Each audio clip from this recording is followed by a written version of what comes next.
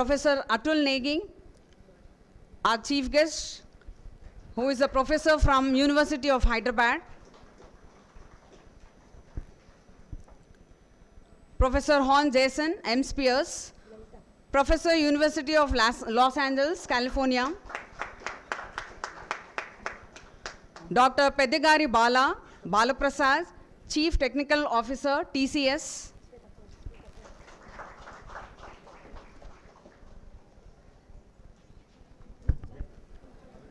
Innovation Officer. Yeah, innovation. Dr. C.R. Rao, Professor. Yeah. Dr. C.R. Rao, Professor, University of Hyderabad.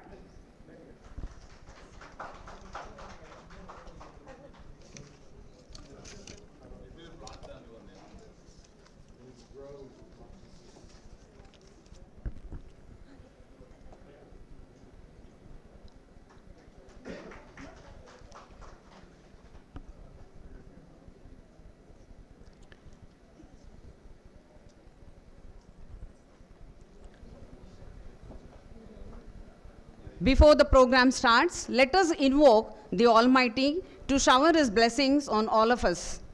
I warmly welcome all the dignitaries to come forward for lightning lamp, followed by the prayer sung by Naomi, CSC second year.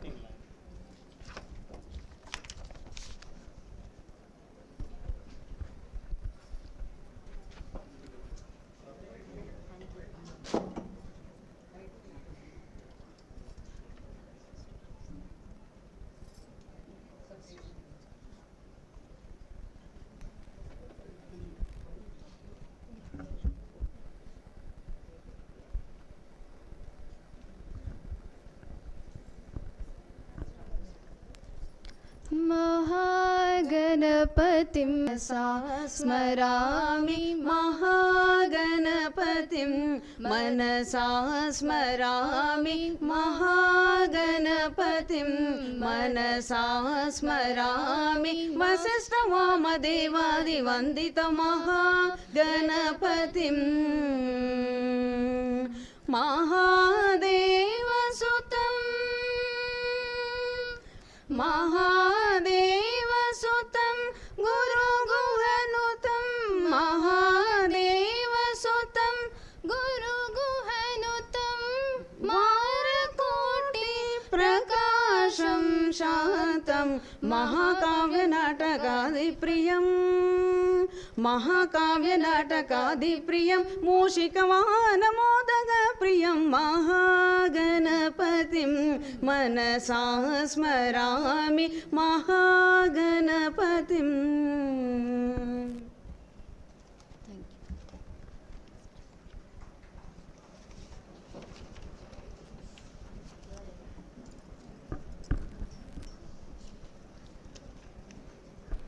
Now it's time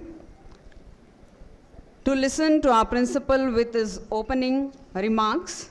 Dr. K. Venkatamurli Mohan, an accomplished electronics and telecommunication engineer, has completed his MTech from JNTU and another PhD from Acharya Nagarjuna University in computer science engineering and PhD in electronics and communication engineering.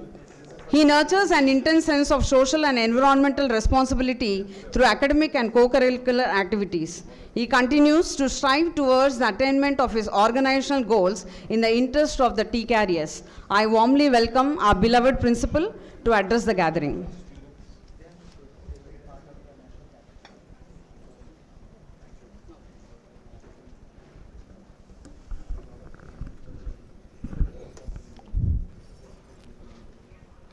Yes, thank you, ma'am.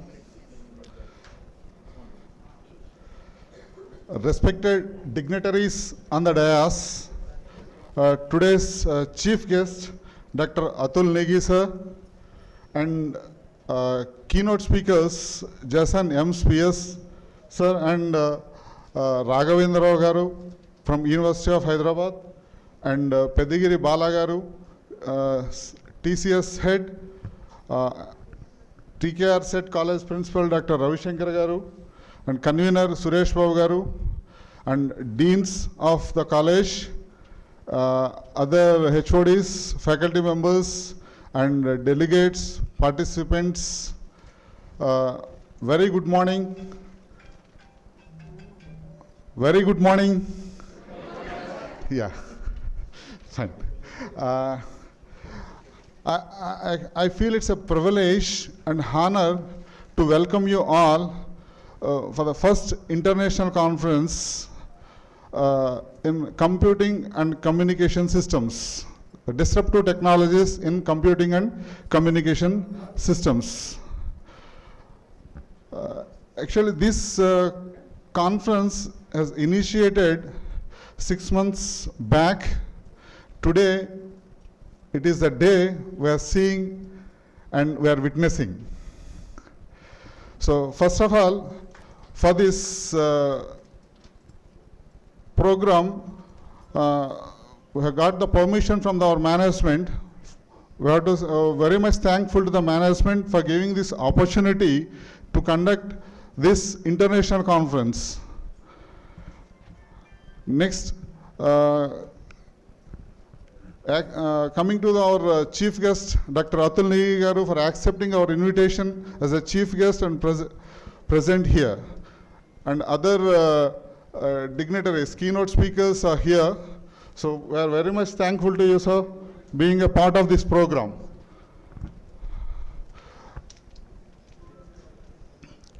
So the name Disruptive Technologies in Computing and Communication System. Technology is changing day by day. Earlier, every decade technology is changing, we are witnessing that. Later, 5 years, later 2 years, later 1 year. Now, day by day. Technology is changing.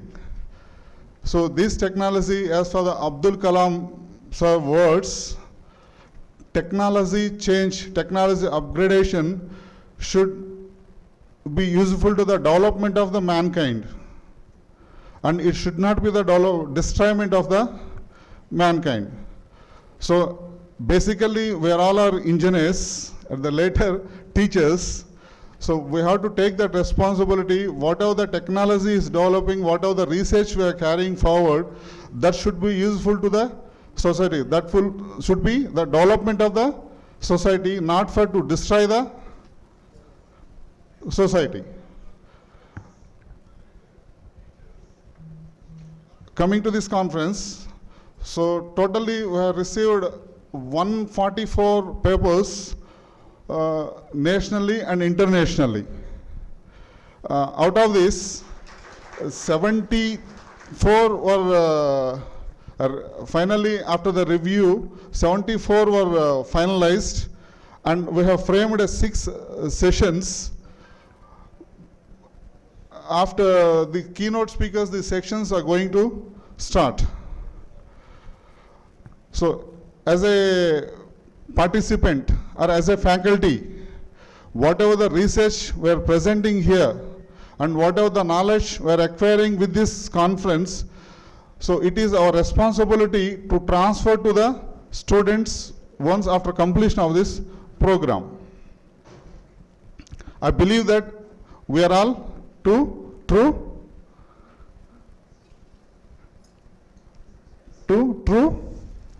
teachers, good teachers, definitely. We believe that we translate that. Whatever the knowledge we are acquiring here in this conference, we will translate to the students, that is upcoming engineers, to the society. Fine? Yeah. With these few words, so I thank one and all to come over here, and it will be 2 days, a very important and value days for you to gain the knowledge in this conference. So thank you. Thank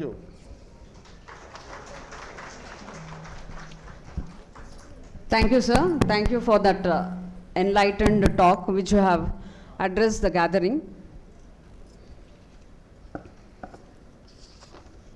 Now it's time to hear from our principal, Tkrec College of Engineering and Technology, Dr. D.V. Ravishankar sir. Ravishankar sir has 23 years of experience in industry, 23 years of experience in industry and academics. Under his able guidance, 35 projects were completed in UG level and 10 projects in PG level. And presently, sir is guiding 8 projects in PhD level. He has won gold medals at 35, 36, 39th All India level design competition organization by National Design and Research Forum, the Institution of Engineering India. Now it's an honor, and I welcome. Your presence is really honored, sir, and I invite you to address the gathering.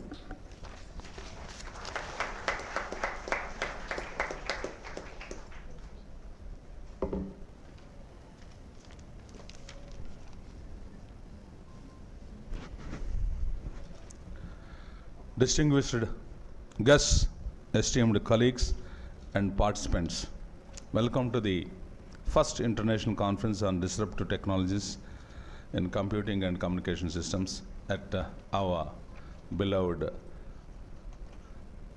TKR College of TEEGALA KRISHNA REDDY Engineering College.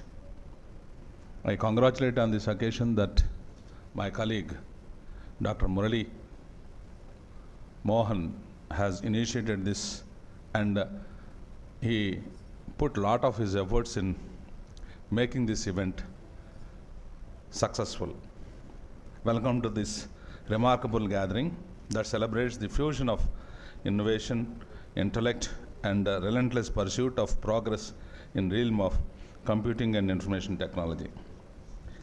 In the era where the global community faces extraordinary challenges, the theme of sustainable computing and information technology resonates deeply. As we explore into the domain, the track 1, it has been 4 tracks. It is being conducted in 4 tracks. The track 1, sustainable computing and information technology, we find ourselves at a crossroads of innovation and consciousness. The strides we make in this domain today will shape a more sustainable and harmonious future for generations to come. Turning out to the attention to the track 2, computational intelligence and machine learning, we venture into the heart of the digital revolution. The rapid advancement in artificial intelligence have not only altered the way we approach problems, but have unveiled new avenues for understanding complex systems. From self-learning algorithms to predictive modeling, this track exemplifies the unparalleled potential of human ingenuity intervened with the prowess of machines. In the domain of track 3, IoT and embedded systems, we explore the intricate web that connects our physical world with the digital realm. The production of interconnected devices have excelled more convenience, steering us into the era of boundless possibilities. The transformative power of IoT and embedded systems is not only redefining the industries, but also fostering an environment where the innovation thrives through seamless connectivity. As we board on to the journey through track 4, the next generation communications, beyond 5G, we stand on the precipice of a communication revolution. The way we connect, collaborate, and communicate is on the end of a paradigm shift. This track encapsulates the pioneering spirit that propels us beyond the boundaries of the present and shaping a world where connectivity exceeds borders and imaginations knows no bounds. In this convergence of knowledge, from sustainable practices to the frontiers of communication technology, we are reminded of our shared mission as stewards of progress. It is not only the discoveries we make and the advancements we champion that defines us, but also impact of our endeavors on the society and the planet. Let this event serve a crucible of ideas where minds meet and boundaries dissolve. Let us pledge to harness the power of technology for the greater good and pave a path that is both visionary and responsible. I extend my heartfelt gratitude to the brilliant minds who have shaped this conference and the participants who breathe life into it.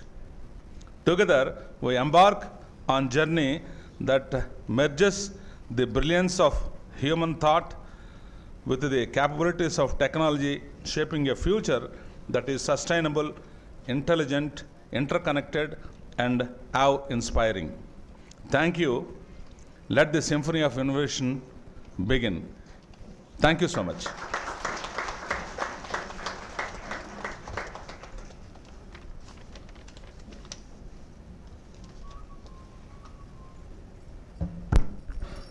Thank you for that stimulating and inspiring words, sir.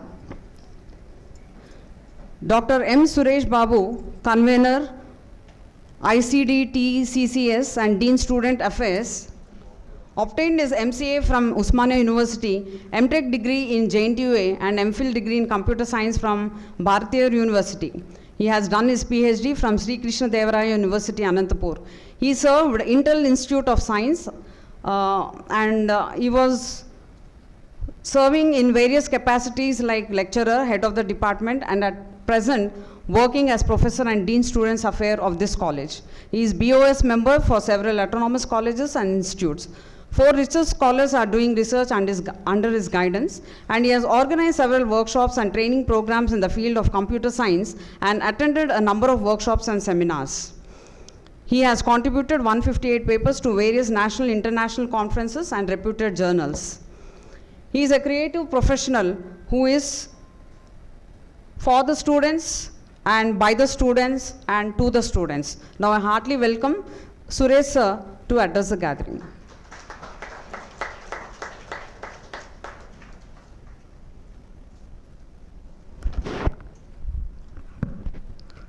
Dignitaries on the dais.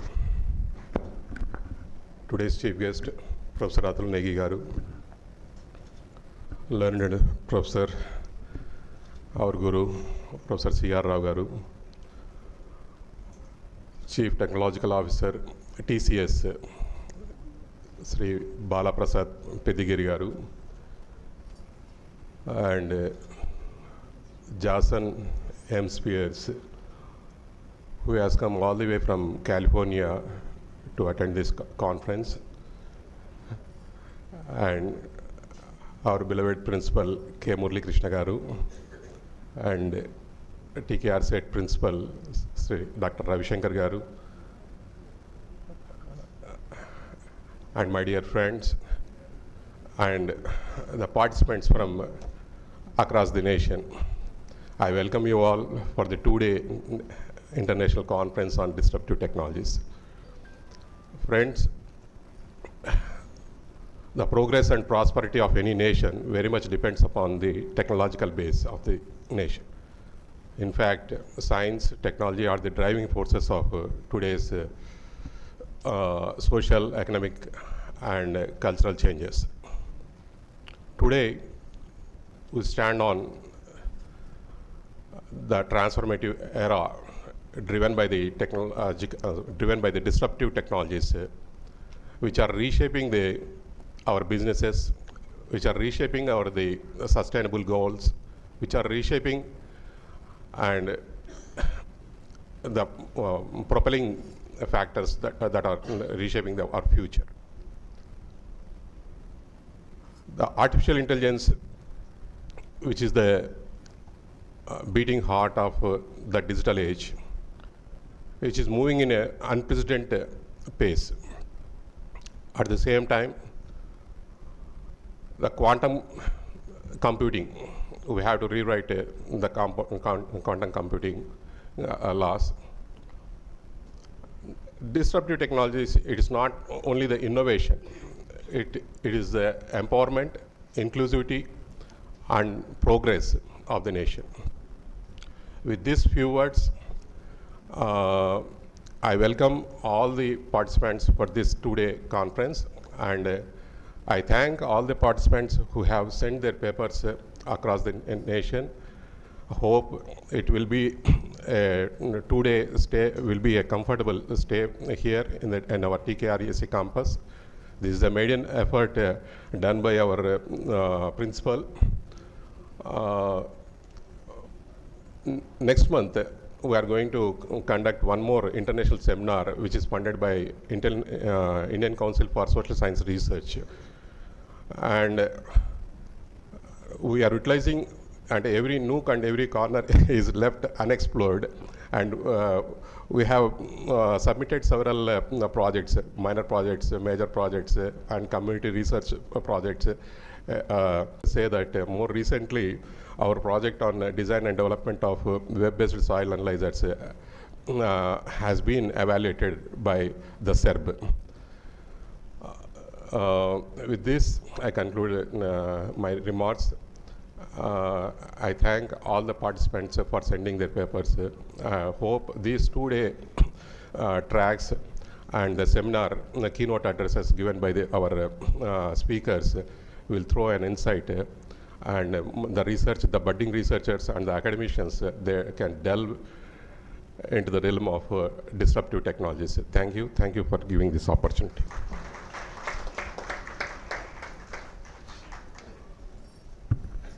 Thank you, sir. Thank you for sharing your thoughts and motivating all the participants for participating in the conference.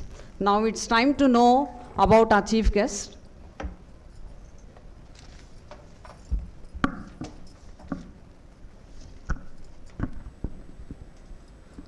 Professor Atul Negi is a professor, School of Computer and Information Sciences, University of Hyderabad.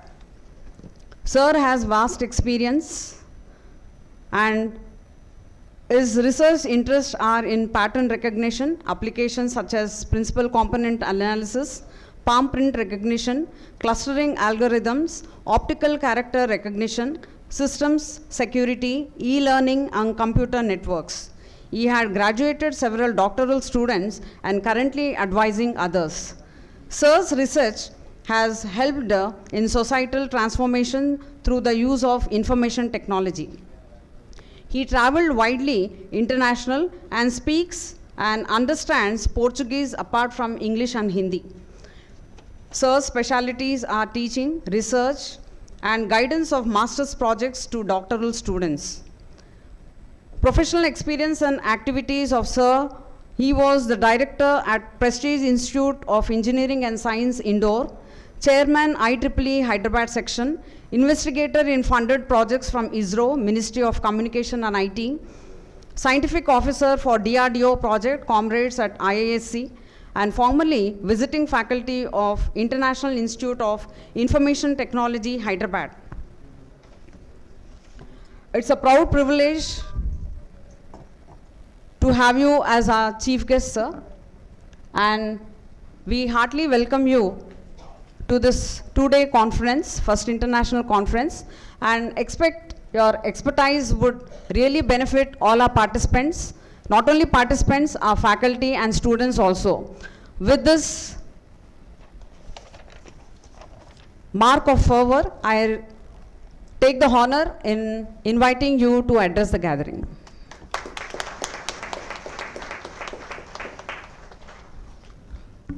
Thank you for the invitation. Professor Suresh Babu had the difficult task to sort of chase me down. He had been trying to talk to me and to come here. So I'm very happy to be here. And as this is a first such event, I hope that things will carry on. So on to the more formal address. So the respected people on the dais, Dr. Murli Mohan, the respected principal, Judge Jason Spears. This is the first time I'm sharing a dais with a judge. I think so. I'm going up in this thing. Previously it was just professors and technologists, and of course my IEEE colleague, Mr. Bala Prasad, my University of Hyderabad colleague, Professor C.R. Rao, the faculty, and Professor Suresh Babu, the convener, faculty, students, the conference speakers, session chairs, and paper presenters. Okay, so it's really an immense occasion of pleasure for me to be here and talk about a topic of which is something which has been on my thoughts, and those of you who are looking at my Google Scholar profile would know that I have published an article which is called as AI for Social Good, and the subtitle for that, whether it's a Faustian bargain. Okay, so a Faustian bargain is where one, you sort of, to get something maybe inconsequential, you have sold your soul. So that's the kind of thing which we have here for the technological disruption. Okay, so the history of technological disruption, you may say, is like as old as civilization itself. Say like instead of eating food raw, sometimes somebody thought that it tastes better when it is cooked. So maybe you can say the technological disruption started with that. And then maybe in the history of civilization, maybe you can say, let's say like, invention of the wheel and other such kind of things are, the milestones in the progress of civilization and also of technology. At the same time, now the next large disruption which took place in the society was during the Industrial Revolution. Okay, that is roughly 1.5 century back. Okay, that is when there was the so-called Iron Age, or the age of machines, which was there, which has started from that time. So that's when industry and industrial society has progressed, and that also the societal disruption which took place at that time brought about certain philosophies which is well known to a lot of the social scientists. The Marxian thought came up from those days of the technological advances which were there.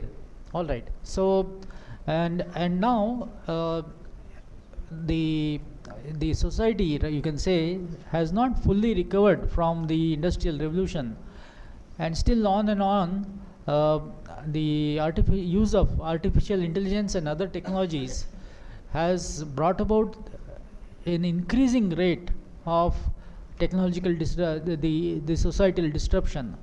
Okay, and human beings are really having a very difficult time to cope with the rate of the change, and so the societal impact, while technologies are being introduced, there are so many players who are introducing the technologies, and naturally industry is amongst the movers for that.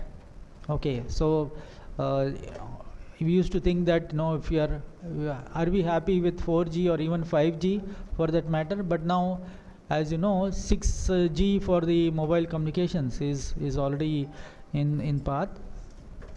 But we need to see that in what way that is going to have an impact on everyday life. And as it so turns out, the Internet of Things is invaded our homes, and you have that is your microwave could be on the internet, your fridge could be on an internet, and you would be sort of being able to talk to them and control them through your personal mobile device.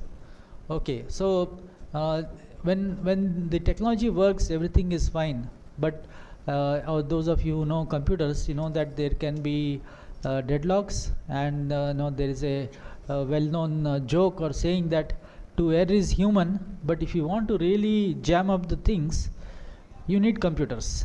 Okay, so that's the joke which is there, and if you, as you see, that you have very large and huge number of computing devices, at almost at every point, and if their design is not in tune with the ergonomic standards, the human standards and things like that, there is a huge scope for being disrupted. Okay. And there is one more aspect, which is from a social aspect, which is that there is an increasing chasm between the haves and the have-nots. Okay. The have-nots are those who don't have homes and residences and such things. They don't have, they really simply, they just don't have so many things which are being taken for granted in the a kind of a modern society. All right. So forget about having a Internet of Things device which helps them in their everyday life. They just don't have anything. Okay. So in that way, you can say that the chasm between the have and have-nots is increasing. Okay. So sometimes, yes, we have technology innovation, and there is a economic driver for the technological innovation. In India, the technological innovation in the mobile communications, and thanks to the UPI, that is the universal payments approach, that is really a transformation, and that has really disrupted things so much that wherever you go in India these days, at least places like Hyderabad, your vegetable vendor on his cart, and also the chai wala and any other such places, everywhere. Okay, you don't have to really carry the physical cash. Okay, to the extent that around Sankranti, I think there is a practice there. They will take the bulls around, and then he plays a Nadaswaram, and at that time he asks for money. Okay, so there is a photograph which is going around in the social media, which I hope you will be able to find that, wherein the bull has got a phone pay kind of QR code which is hanging from his horns. All right. So that's how the technology has moved, and sort of pervaded some kind of a very traditional thing which is informal and that way. Okay. So you have two things. One is that you have technological permeation across very large levels of society. All right. And at the other end is that there are certain technologies which once they start to sort of take over and sort of engulf other things. Okay, say for example, let me give you an example which you are carrying in your pocket now, which is say the your smartphone. Okay, the smartphone has engulfed so many devices. I think nobody here except for professional photographers are thinking of owning a DSLR digital camera. No, I used to have one myself, but it's no use now, because my Samsung cell phone camera gives me excellent zoom and computational photography based enhanced images, all right, which that old poor device just cannot cope with, right? So like this, there are so many devices which are transforming our society, and they are transforming our personal life, which I hope with the wisdom of a conference like this, we should be able to know and understand what we are trying to do, where we are achieving, and hoping that the convergence between the technological innovation and the needs of society are convergent and harmonious, and where the disruptions are not societal, but maybe from a technological viewpoint. Okay, so that is what I think we should be having in our thoughts when we are having conferences like this. Okay, of course, the scientifically the topic is an excellent topic, And if you search on the internet, there is a huge kind of literature on these things. Okay, so and the program which I heard is a excellent technical program, and it does indeed have all the 4 divisions which they have made of the tracks. Is an excellent set of topics which is a good representative of the direction of the technological developments. And with this, I just have one small request to all the attendees of this conference, which is that if you are presenting a paper, make sure you give the courtesy of listening to your other presenters as well. Okay, before you, of course, Hyderabad has a lot of tourism and other kind of things. So give the courtesy of listening to the other presenters, okay, and trying to be present in your sessions before you embark on the other things. Okay, so my best wishes for the conference, and I hope the organizers are inspired enough to continue this trend of this conference. Please try to expand on it in a good way, and if you do need that, there should be a technical co-sponsorship from the IEEE Hyderabad section to hold this conference. There are lots of people who can advise you on that. Thank you so much. Thank you, sir. I would like to heartfully thank our chief guest for taking his valuable time from his busy schedule and adding aroma and charm to the dais. Now, we would like to honor our esteemed chief guest, Professor Atul Negi, and the keynote speakers, Professor C.R. Rao, Dr. Pedagari Bala, and Professor Jason. So I request our dignitaries, beloved principal, TKR EC and TKR SET, and our convener to felicitate our guest with a sapling as a token of our gratitude.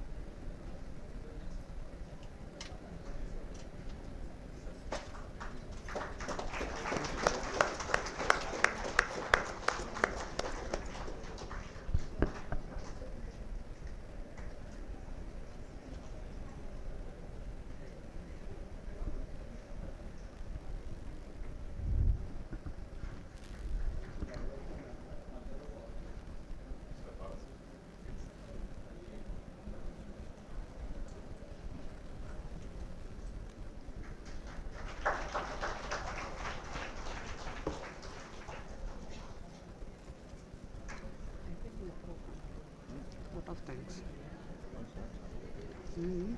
వీళ్ళ sessions తర్వాత start.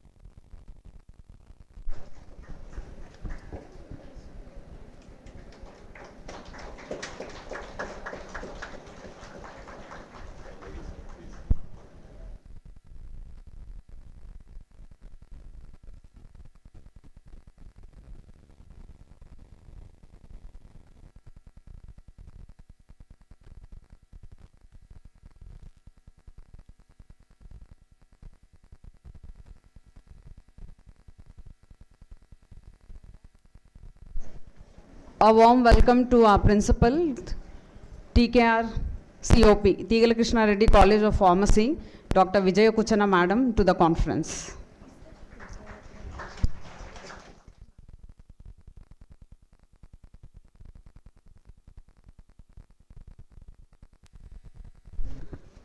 Now it's time for a tea break. So all of us will gather at the tea, and after that we'll come back for the sessions by our keynote speakers. So let us have a break for tea.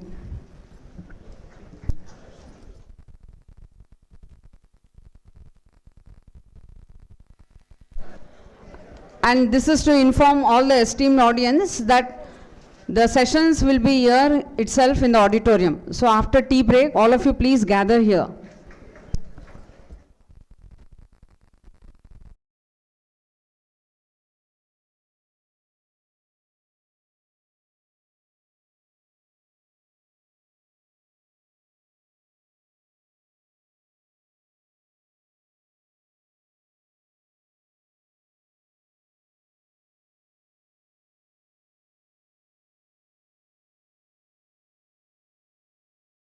It's a privilege, sir, to have you here.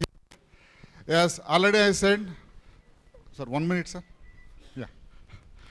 I'll tell you the 2 points here. First point is the difference between the conference and journal. Regularly, normal, the researchers are willing to publish a paper in a journal.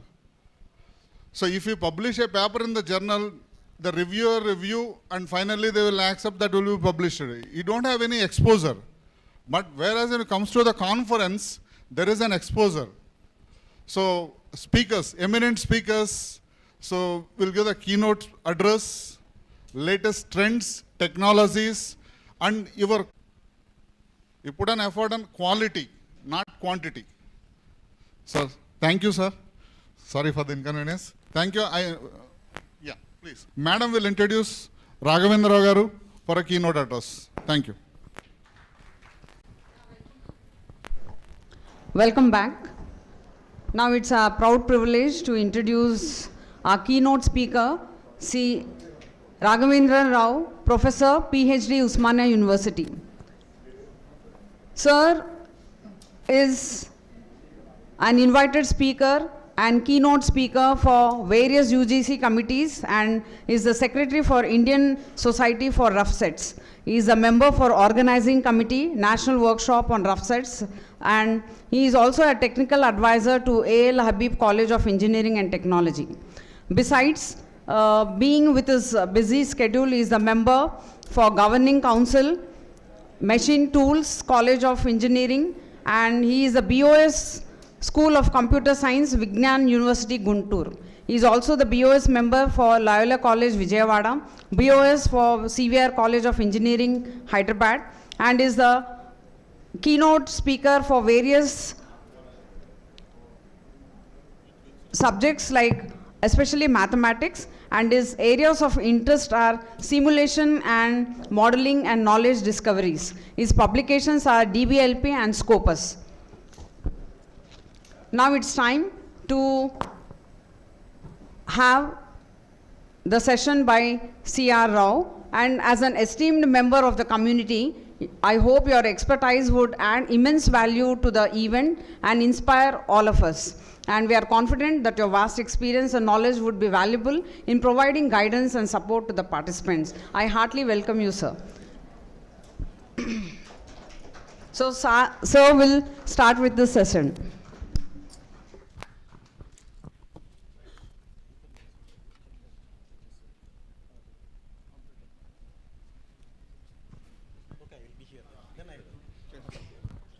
Okay, that's fine.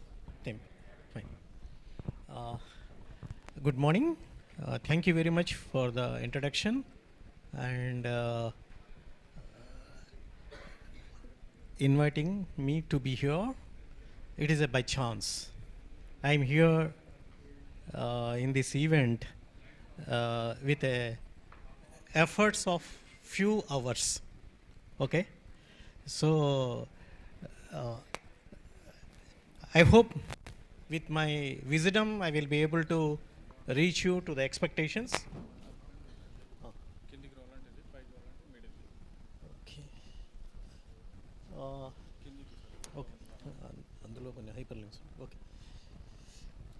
Okay. I'll try to reach you on this topic because it is even for me it is the first time. I started looking at this topic yesterday night at 11 p.m. I started at 11 p.m. and I made these slides by 12:30, few slides. I think the gray hair and the exposure to the various things and the crisis management gave me the strength to be stand in front of you now. So, if you look at this title of the conference, basically it is computing communication systems with the adjective. What for this adjective? What is doing and how it is going to be different? What all the things it is expected to be in this are to be taken. So, I in that line, I looked at it and I looked at the my experiences.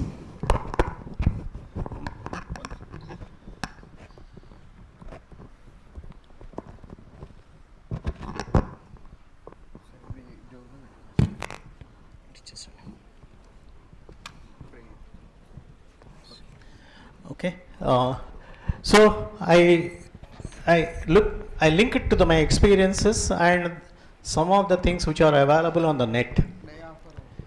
So it may be, some of the things may be trivial, but I may be looking at a different perception and I may be able to throw some research thoughts in that line. So that's made me to be here.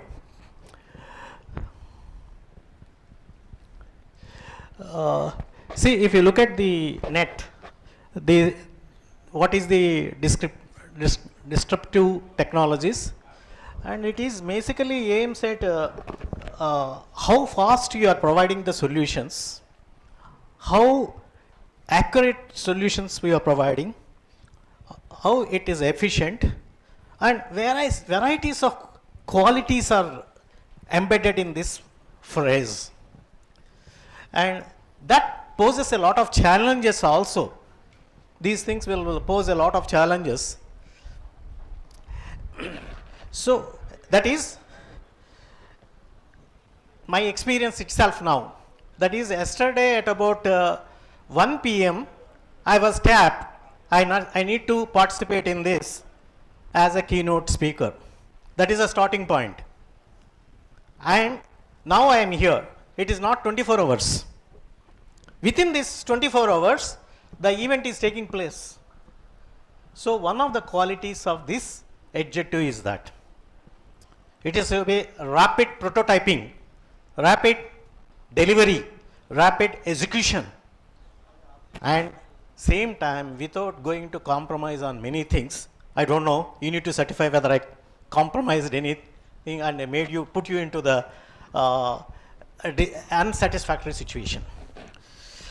Okay, so I thought there should be motivation. For anything there should be motivation, and then we need to look at what is the this technology, what are the characteristics, and what type of checkpoints I need to have for the planning this type of technology, and what is this in the paradigm shift.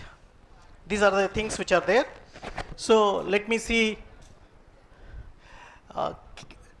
See, in motivation, this is one of the favorite slide for me. Whenever I go for any talk, this slide is invariant, but the explanation is variant. Now look at what is the motivation I am going to get from this. So we have a futuristic systems.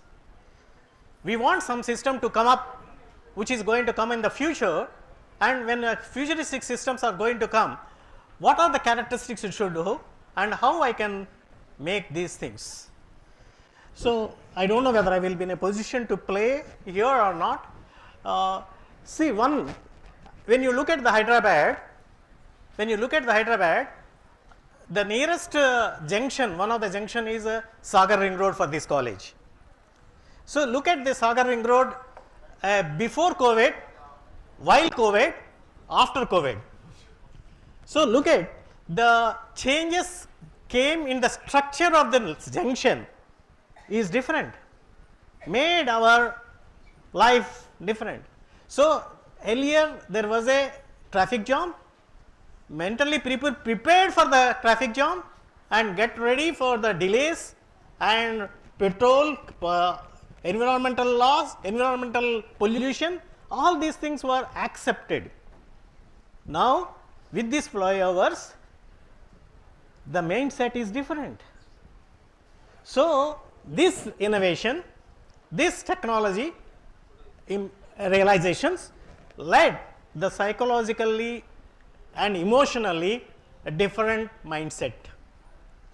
So, these technologies are going to bring another dimension, other domain, which is human mind, human perceptions, human acceptance and cognitive nature of the people.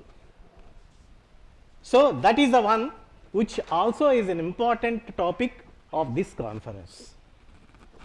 Fine. You need to look how you are. So, one of the futuristic system design, I have 4 videos here. Depending on the time I can go into that, but I can narrate.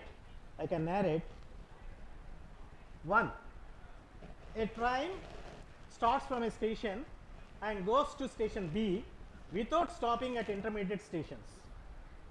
This is the prototype, is technologically it is there, and other details we have to see.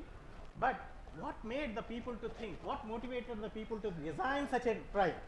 Why a train need not to stop?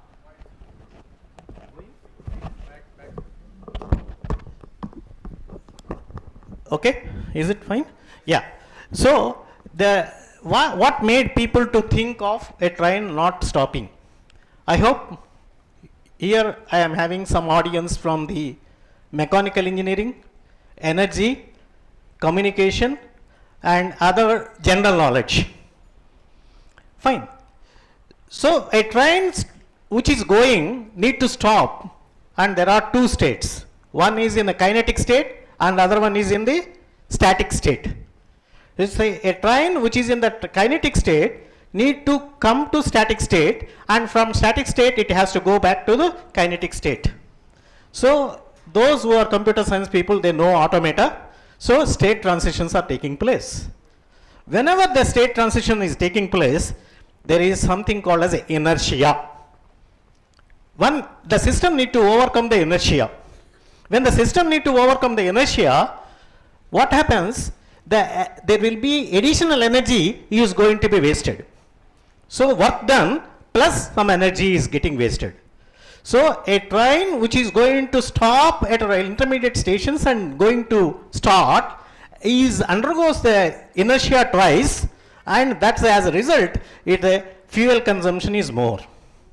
What is happening to the additional fuel? This here the analytics are coming into the picture. What type of analytics? So, how much fuel I need is the prediction. I need to predict the fuel required for my flight from station A to station B. So, it helps me to reduce the consumption of the fuel. That is a prediction. There is something predictive. What is that predictive is coming? The fuel which is used for other things, not for the work, is getting wasted. So, no energy can be destroyed, it will be converted. This energy is getting converted as a carbon monoxide. What is happening when it is getting converted as a carbon monoxide? It is going to stay at the railway station junction and it is going to pollute that. You know the culprit of carbon monoxide. Environmental pollution is going to be very high. So, if you have trains which are running, which are not stopping at the railway stations, you are saving the life. Environmental pollution is rich. Besides the fuel and other things. So, look at the advantage. In one domain, you are able to, that is environmental pollution, environmental dimension, you are addressing something. So, this invention has impact there. Besides the financial. Now coming to this adoption. The other problems comes is the adoption. How I am going to adopt this? Is the passenger is ready to board a train which is running? Which is not, it is not stopping. So psychologically, you cannot make the people to board. And it may be impossible also. So that led to another invention. Other invention in an odd.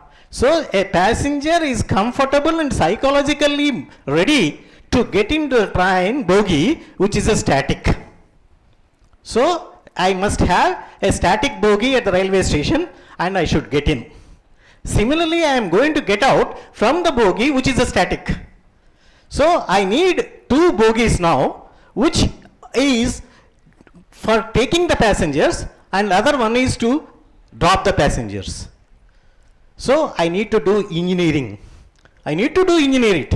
So what we had done, a bogie is attached to on the top of the bogies with appropriate rails. So that bogie will be coming along with the train and it will be left at the railway station. And a bogie which is a railway station will be picked up. So the static bogie is attaining the kinetics, okay, and the kinetic bogie is attaining the static state.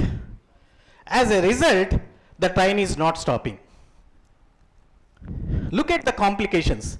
Look at the complications. A signal, two signals are interfering, there will be tertiary signal. Secondary waves will generate. The most of the heart attacks are because of this. So a train, a bogie which is in the static, a bogie which is moving, these two signals are interfering at the time of coupling. It has to be very smooth.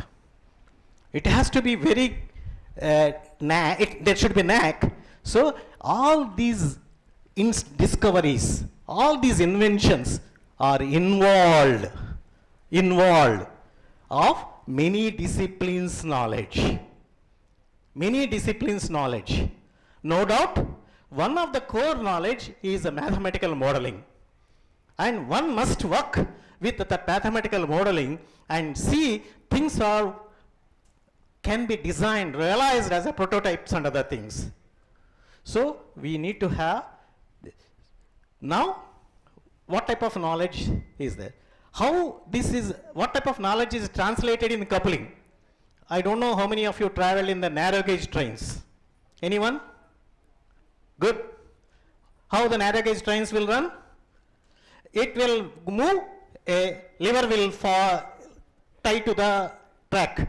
Move, lever will top. So this coupling system has been adopted there for getting the static to kinetic. And so look at a keen observation, a transfer learning, today we call as a transfer learning. So the keen observation, identifying the pockets of meaningful concepts, technology, and adopting and integrating as a big system to provide solutions which are going to work for the future. Clear? So this is one motivating thing for disruptive technologies. Is it clear? Is it okay? Yes?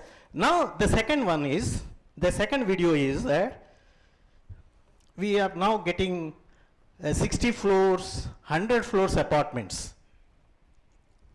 There is a fire accident at a 30th floor. What will be the consequence? How we are going to have rescue operations?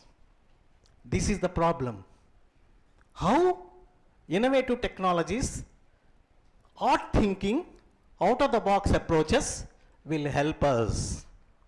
One of the solution in the futuristic things is based on center of gravity. What is that? A vehicle which is going to control the fire need to come to that place. A vehicle has to come means it must have 4 or 6 wheels for maintaining the center of gravity. When it is requires 4 or 5, 6 wheels, the area it is going to have convex hull, is the surface contact of the earth. It demands huge space. Now can I get rid of wheels, these wheels? Now if you look at the experience of a circus, a one wheel vehicles are there. So can I have only one wheel? Can I have only one wheel for my fire engine? Definitely it will not work under normal conditions. So I need to have a hybrid.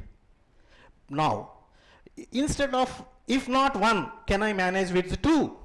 But you know, very well experienced with the bicycle, and with the two, you are in a position to maneuver the traffic. So the whole invention moved towards the 6-wheel vehicle to 2-wheel vehicle. The beauty is, once you have the 2 wheels, there is a median with the 2 yellow lines. 2 yellow lines in the median. So image processing techniques can be adopted. These 2 wheels will be running in the middle of the 2 yellow lines. So you have a track reserved for the emergency work activity. Now, the vehicle is, volume is there, no? But your traffic starts from the ground to a certain level. Your traffic is 3D, it volume. But this vehicle, if it has to go in that manner, it is not possible. So hence these 2 wheels are there which are running in this, and then you raise the body by hydraulic system. By using hydraulic system, you raise the vehicle, and this vehicle will be set at a higher altitude, and then it will be going. Automatically, center of gravity, many other issues are there. All these things need to be addressed, so it is involved a lot. The third variety of the things, in fact, you will get shocked. You will be carrying your 4 acres of land with you. It will be on this surface. Your 4 acres of land is on this surface. You can carry wherever you want. This is not very not impossible. It is likely to be that. Next one is, just now I heard that people are owning the helicopter. Okay. So what for? See, I have a walk. I can walk from one place to other place. I have a bicycle. I have a scooter, car. Now I can also go by fly air. So this is to improve the. Now can't I think of my 2-wheeler becomes car? My 2-wheeler, the car becomes a helicopter. So it is possible to engineer. It is possible to engineer a vehicle which will work in a multi-mode environment, multi-environments. It works on the road, it works on the, it functions on the air, it functions in the water. So one can design this type of futuristic systems which gives the innovation. That's this thought, this imaginativeness is needed for the purpose of building new things. Fine. So, let me know the time. Is there? 5 minutes for. So, you have many things are there. Okay. Like that you have futuristic systems. And then there is something which is circulated among the WhatsApp. There are some messages are there which is falls under the substitution cipher. So you have a text, the sum of the letters are substituted with some numbers. That WhatsApp message, it is difficult to read, but if you start on putting some effort, you will be, anyone, can you click on the speak to your brain? Click on that. No, not the, click on this hyperlink. Yeah, this is no, next one, click on this. See, your brain is able to read that text. You are able to read the text. So this is because of your cognitive power. Now, how to develop a agent? How to develop a agent? This is one of the innovative thing. What are the technologies? What are the basic knowledge I need to have for developing this type of text? What for this text? What for this text is generated? See, I have a patient which is having certain related problems with the brain, enzymes and other things. Now, if I make that person to read this, the brain will strain. Once the brain is strains, that will get back to the normal. So it is a treatment. It is a treatment. So I can design the text, and I can say that the level of complexity. See, look at the level of the complexity. So what level of complexity I should embed in this such that it will become a proper treatment. A student get joined in this institution should be given a soft treatment to attach and become a family member of this institution. So for that, a level of treatment should be, level of interaction, level of motivation should be at some level. The same time, a person who is going out need to be having a different level of treatment. So these levels are very important, which need to be added. It is a overhead. It is something different from ciphertext generation. Ciphertext generations are having very simple objective, whereas this type of things are having much more complicated and many objectives are there. So this type of problems are multi-objective optimization problems. Fine. So now just run a few slides. Just me see. So now reverse engineering. Now you take what is the text and other thing. You identify what went into it. So you can do reverse engineering. Okay. So T is replaced with 7. A is replaced with 4. So what engineering went into it? So one can look at these things in a different way. As a stenographer, I am a stenographer. I will look at the T is replaced with the 7 as a 2 strokes. 2 strokes. They write T as a one horizontal stroke and vertical stroke. Now my vertical stroke, I am making it a tilted. I just tilted. So as a stenographer, I made T as a 7 with the stroke knowledge. As a computer-aided geometric design fellow, I look, these are the 2 line segments. I have done rotation of one of the line segment and made 7. So my computer-aided geometric designs tells me T can be converted as a 7. Fine. So similarly A is something related with the shrinking some lines, rotation of things gives me A. See, S is becoming 5. To generate S by using Bezier curves, piecewise Bezier curves, I need polygons of triangles. So a S shape, S is a shape, you imagine that it like this. So now this is went into the Bezier interpolation, whereas this part is not went into that. So selective smoothing of curves made me 5 from the S. So there is a lot of scope for building such ciphertexts, which are useful for this. It has a lot of entrepreneurship. Suppose a student of this college comes up with a depository of generating this. Say that a doctor, give the link to the doctor. Say if your patient looks at this, 1 cent they need to pay to me. Imagine within no time that person become crorepati. So this is how this innovative thought process is making the difference. Can you escape? Next slide. I am skipping these things. Oh, sorry. What is the thing? What are the characteristics? By looking at this, some of the characteristics, I am going to leave the slides here, characteristics and checklist. This is the one, few are there, I added few things. See the last things, change management.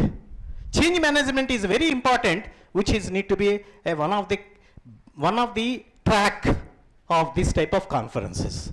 How I am going to manage the new discoveries when it is coming into the system? How? See, even today, there are people who will not get into the lift. Though they will prefer to climb the stairs, they will not get into the lift. Similarly, some other, they don't like to drink tinned juice. So there are phobias, many things. So we need to, how we are going to dig. So there are several checkpoints are there when I am entering into building this type of technology. And this morning someone said scalability, stability, besides all those things, one need to have these things.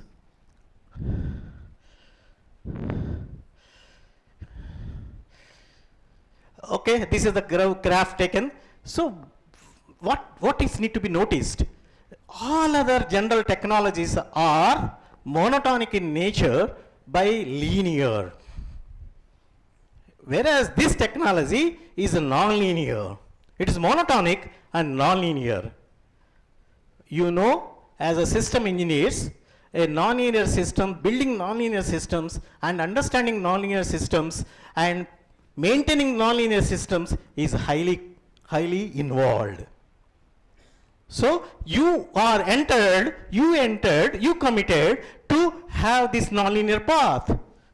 So what type of challenges, what type of skills you are going to have and encounter the situations. Get prepared.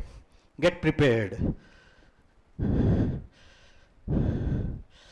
Okay, now what are the domains? Education, NEP and ABC. NEP is going to bring a difference in our education system.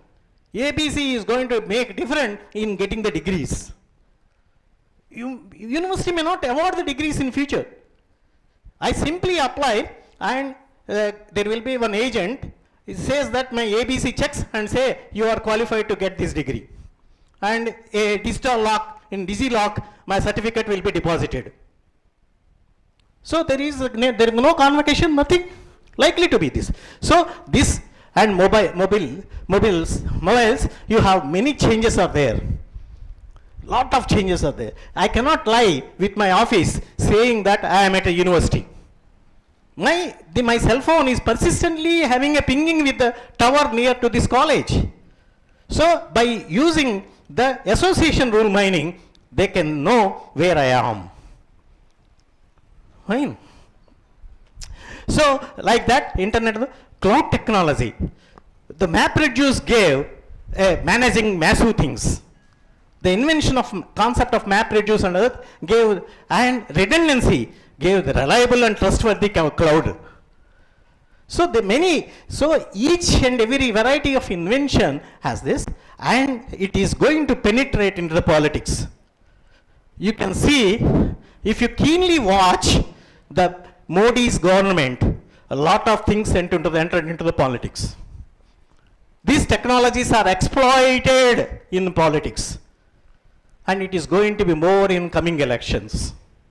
It is going to be more in coming elections. Fine. These some links I have not read, but last night I noticed that these are all potential links. That's all. Thank you very much for giving me the opportunity to think hard to present something from useful to you. Thanks a lot.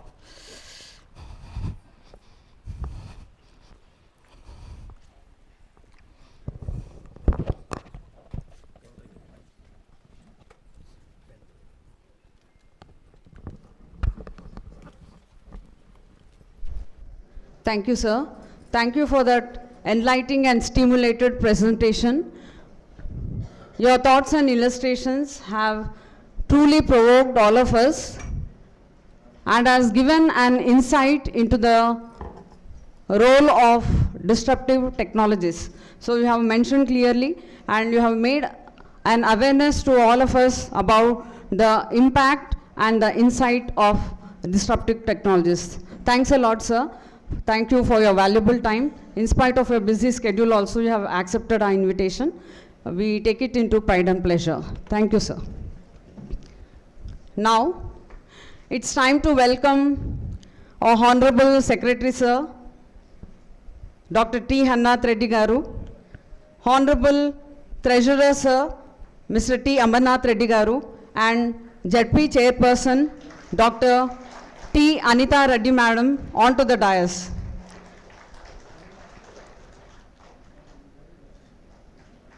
Sir and Madam, please honor the chair and add more aroma and colors to the dais.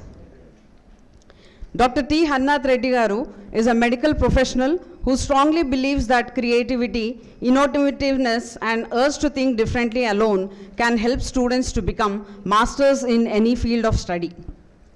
Mr. T. Amarnath Reddy Garu, an MBA graduate with his management skills, has taken the responsibility of making the educational society reach the highest peaks of development.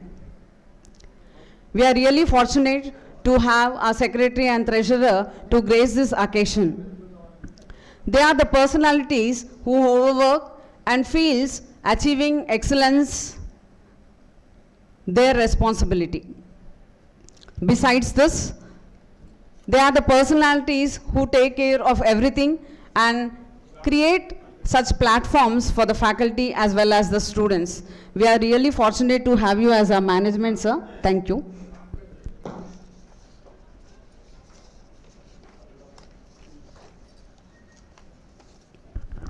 Dr. Anita Reddy Madam is the present.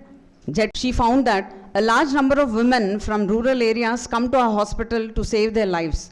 It is known that all of them are devoting their full time without paying much attention to cleanliness and health. Her counseling showed that women were not taking much rest and were suffering from mental and physical stress. So with this intention, she had a deep root cause for developing and establishing a multi-specialty hospital. Madam has established the Art Foundation also, and she had created widespread awareness about hygiene and health among rural women. She had set up more than 60 camps, and she brought awareness among the girls of government schools. In addition, breast and cervical cancer screening was done free of cost in the hospital. We are really fortunate to have such a famous personality in the society and privileged to take her duties as long as we are women. So I'm take the pride privilege in announcing and welcoming heartily Dr. Anita Madam, and wish she addresses the gathering and shares her thoughts in her experience. Heartily welcome you, Madam.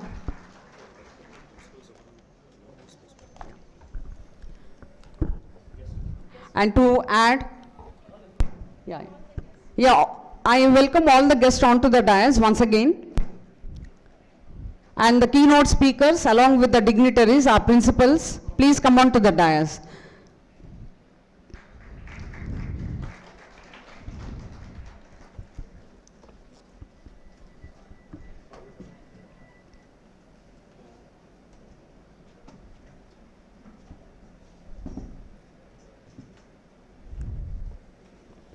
Now I request Dr. Anita Madam to share her thoughts and address the gathering.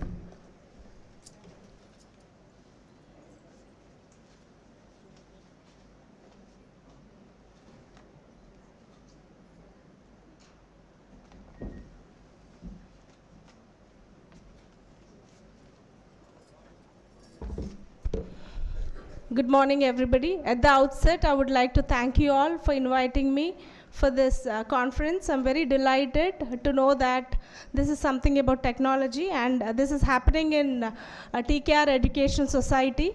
And I warmly welcome all the delegates from the college within Hyderabad and outside Hyderabad and outside our country too. I would like to address and extend my warm welcome to Professor Atul Negi Garu, Professor C.R. Rao Garu, Peddigari Bala Garu, and Professor Jason from Los Angeles. We are very delighted to have you here. He's our international delegate out here and one among the chief guests. And of course, no less than our Secretary T. Harinath Reddy Garu, my husband, and a very big thank you for him for all the support, and wish him a very happy birthday for him now today.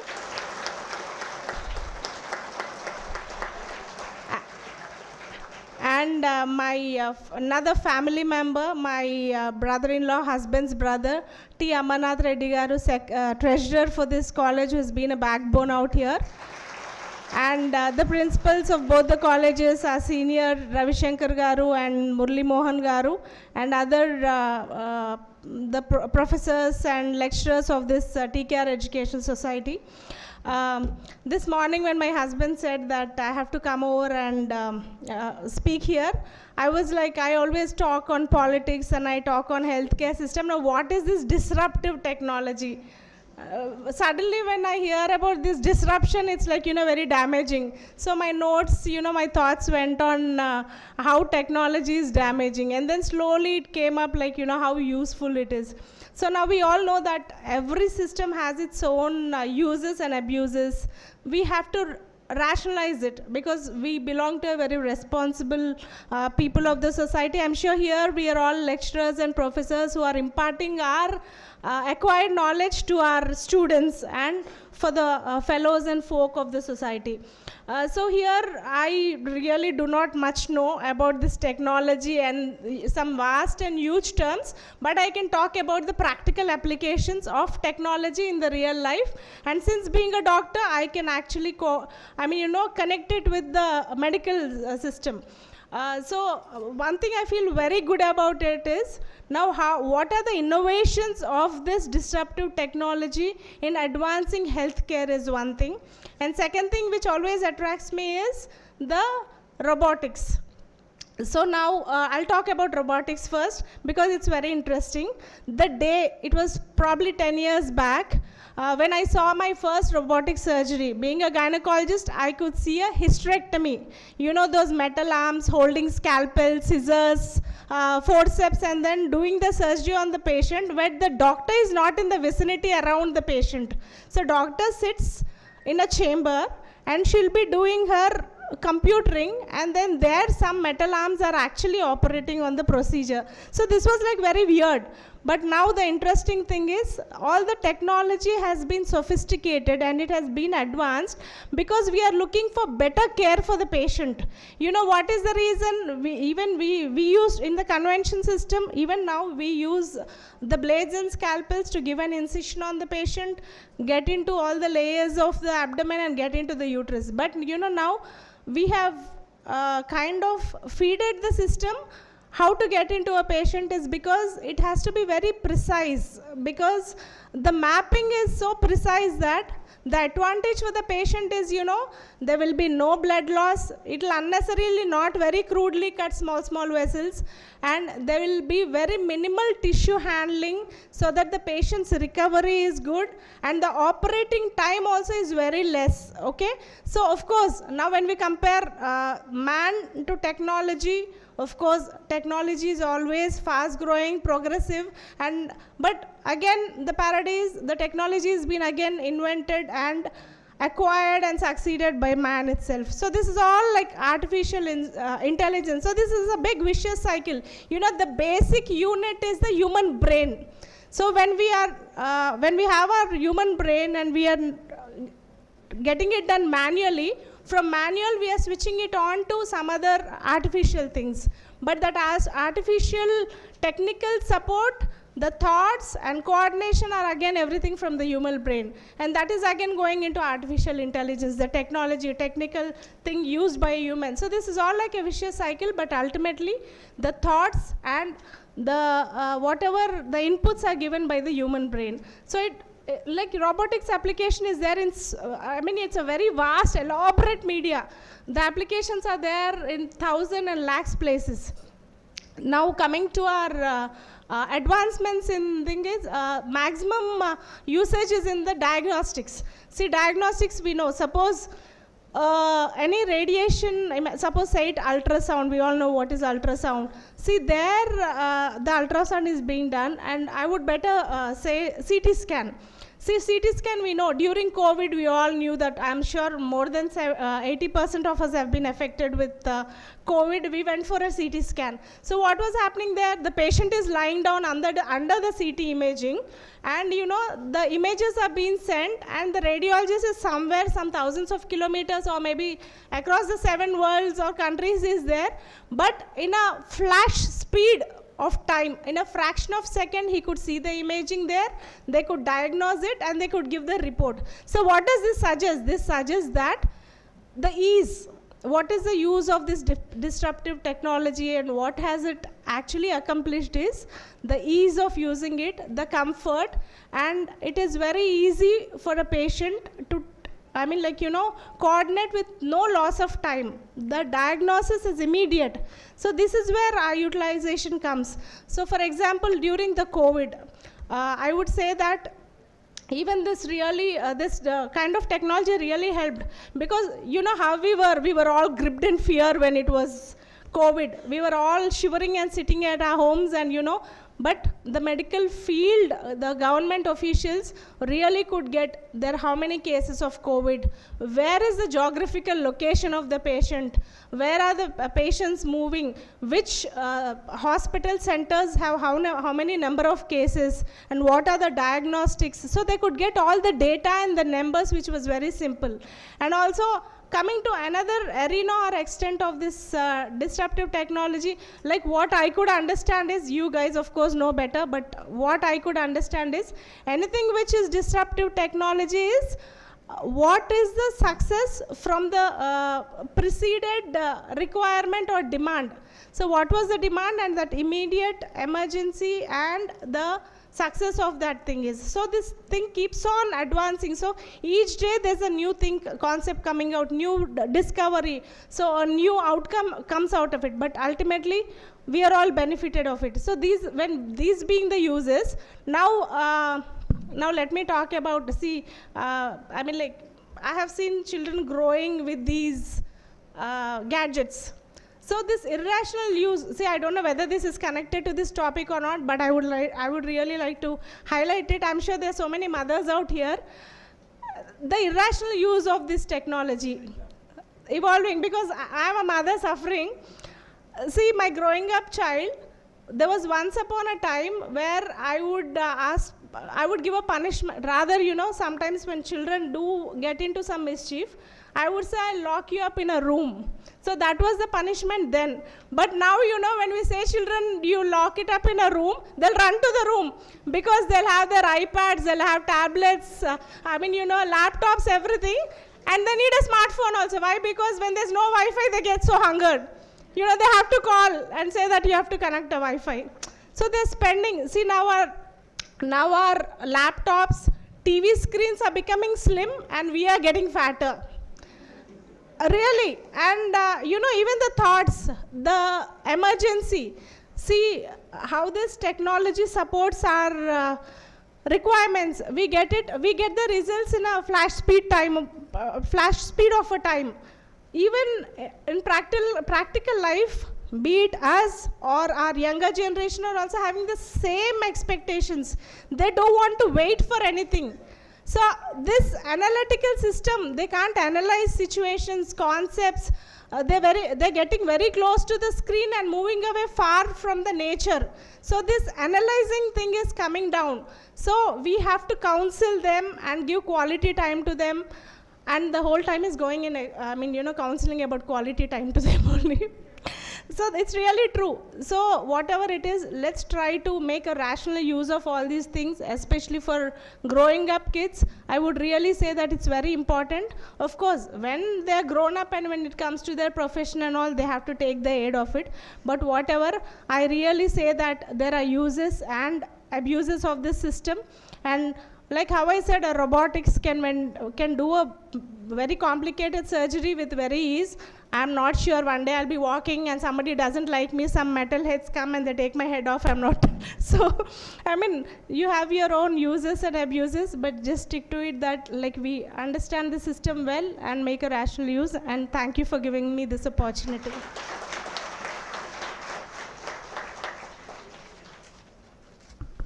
Thank you, madam. It was, in fact, a mind-blowing speech which you have inspired. As an inspiring woman, you have added a message and given an insight into the practical life of a woman. So, as a woman, we need to take care. Always madam says this message and we eagerly wait for your message every Women's Day. So, this is another benefit, and we would really like to thank madam for always giving a valuable message and adding insights into the life. Thank you, madam. Thank you for that. And this day we have another significance, and we are celebrating the first international conference, and it has also another significance, and it is the birthday of our beloved Secretary Sir, the legend and the dynamic leader of our education. And we wish, on behalf of the society, we wish our Secretary Sir to have a blessed life and a wonderful year ahead. We wish you all the best, sir. And thank you for gracing the occasion.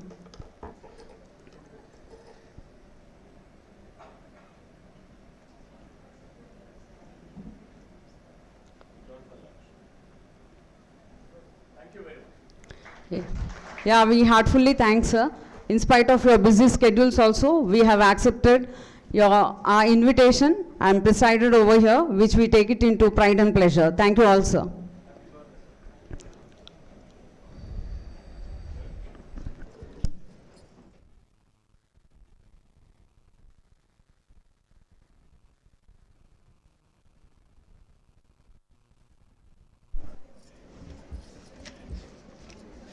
So I'll give you an introduction.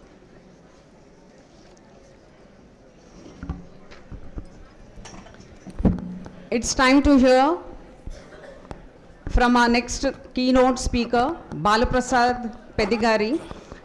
And Balaprasad Pedigari, working with Tata Consultancy Services Limited for over 19 years as a principal consultant and technology head for digital initiatives. Sir is a thought leader and practitioner in enterprise architecture, enterprise platform solutions, performance and scalable architectures. Bala is passionate in driving digital technology. 6 years old. Yeah. And he is a cognitive services, DevOps, data science and analytics with TCS. Sir is currently serving as the technology head, digital initiatives. Sir is also driving the architecture and technology community initiatives within TCS through coaching, mentoring and grooming techniques. I once again heartily welcome you to and invite you to start the session. Thank you.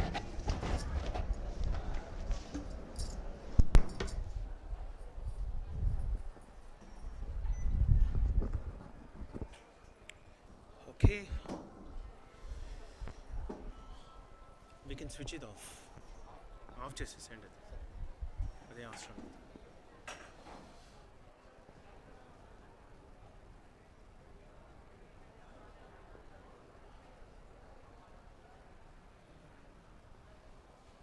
You have a problem? Am I audible there at the end? Okay, excellent. Good afternoon, everyone, and thank you. It's a privilege to be part of your first international conference on the disruptive technologies in computing and communication systems. So, thank you, Suresh, and all the delegates who have graced this particular occasion. Check, change. Is it better? Okay. And I'm here to talk about some of the disruptive technologies which is really shaping the world. If you are really looking at the kind of a disruption happened right from the history begins, a lot of innovation triggered a lot of disruptions.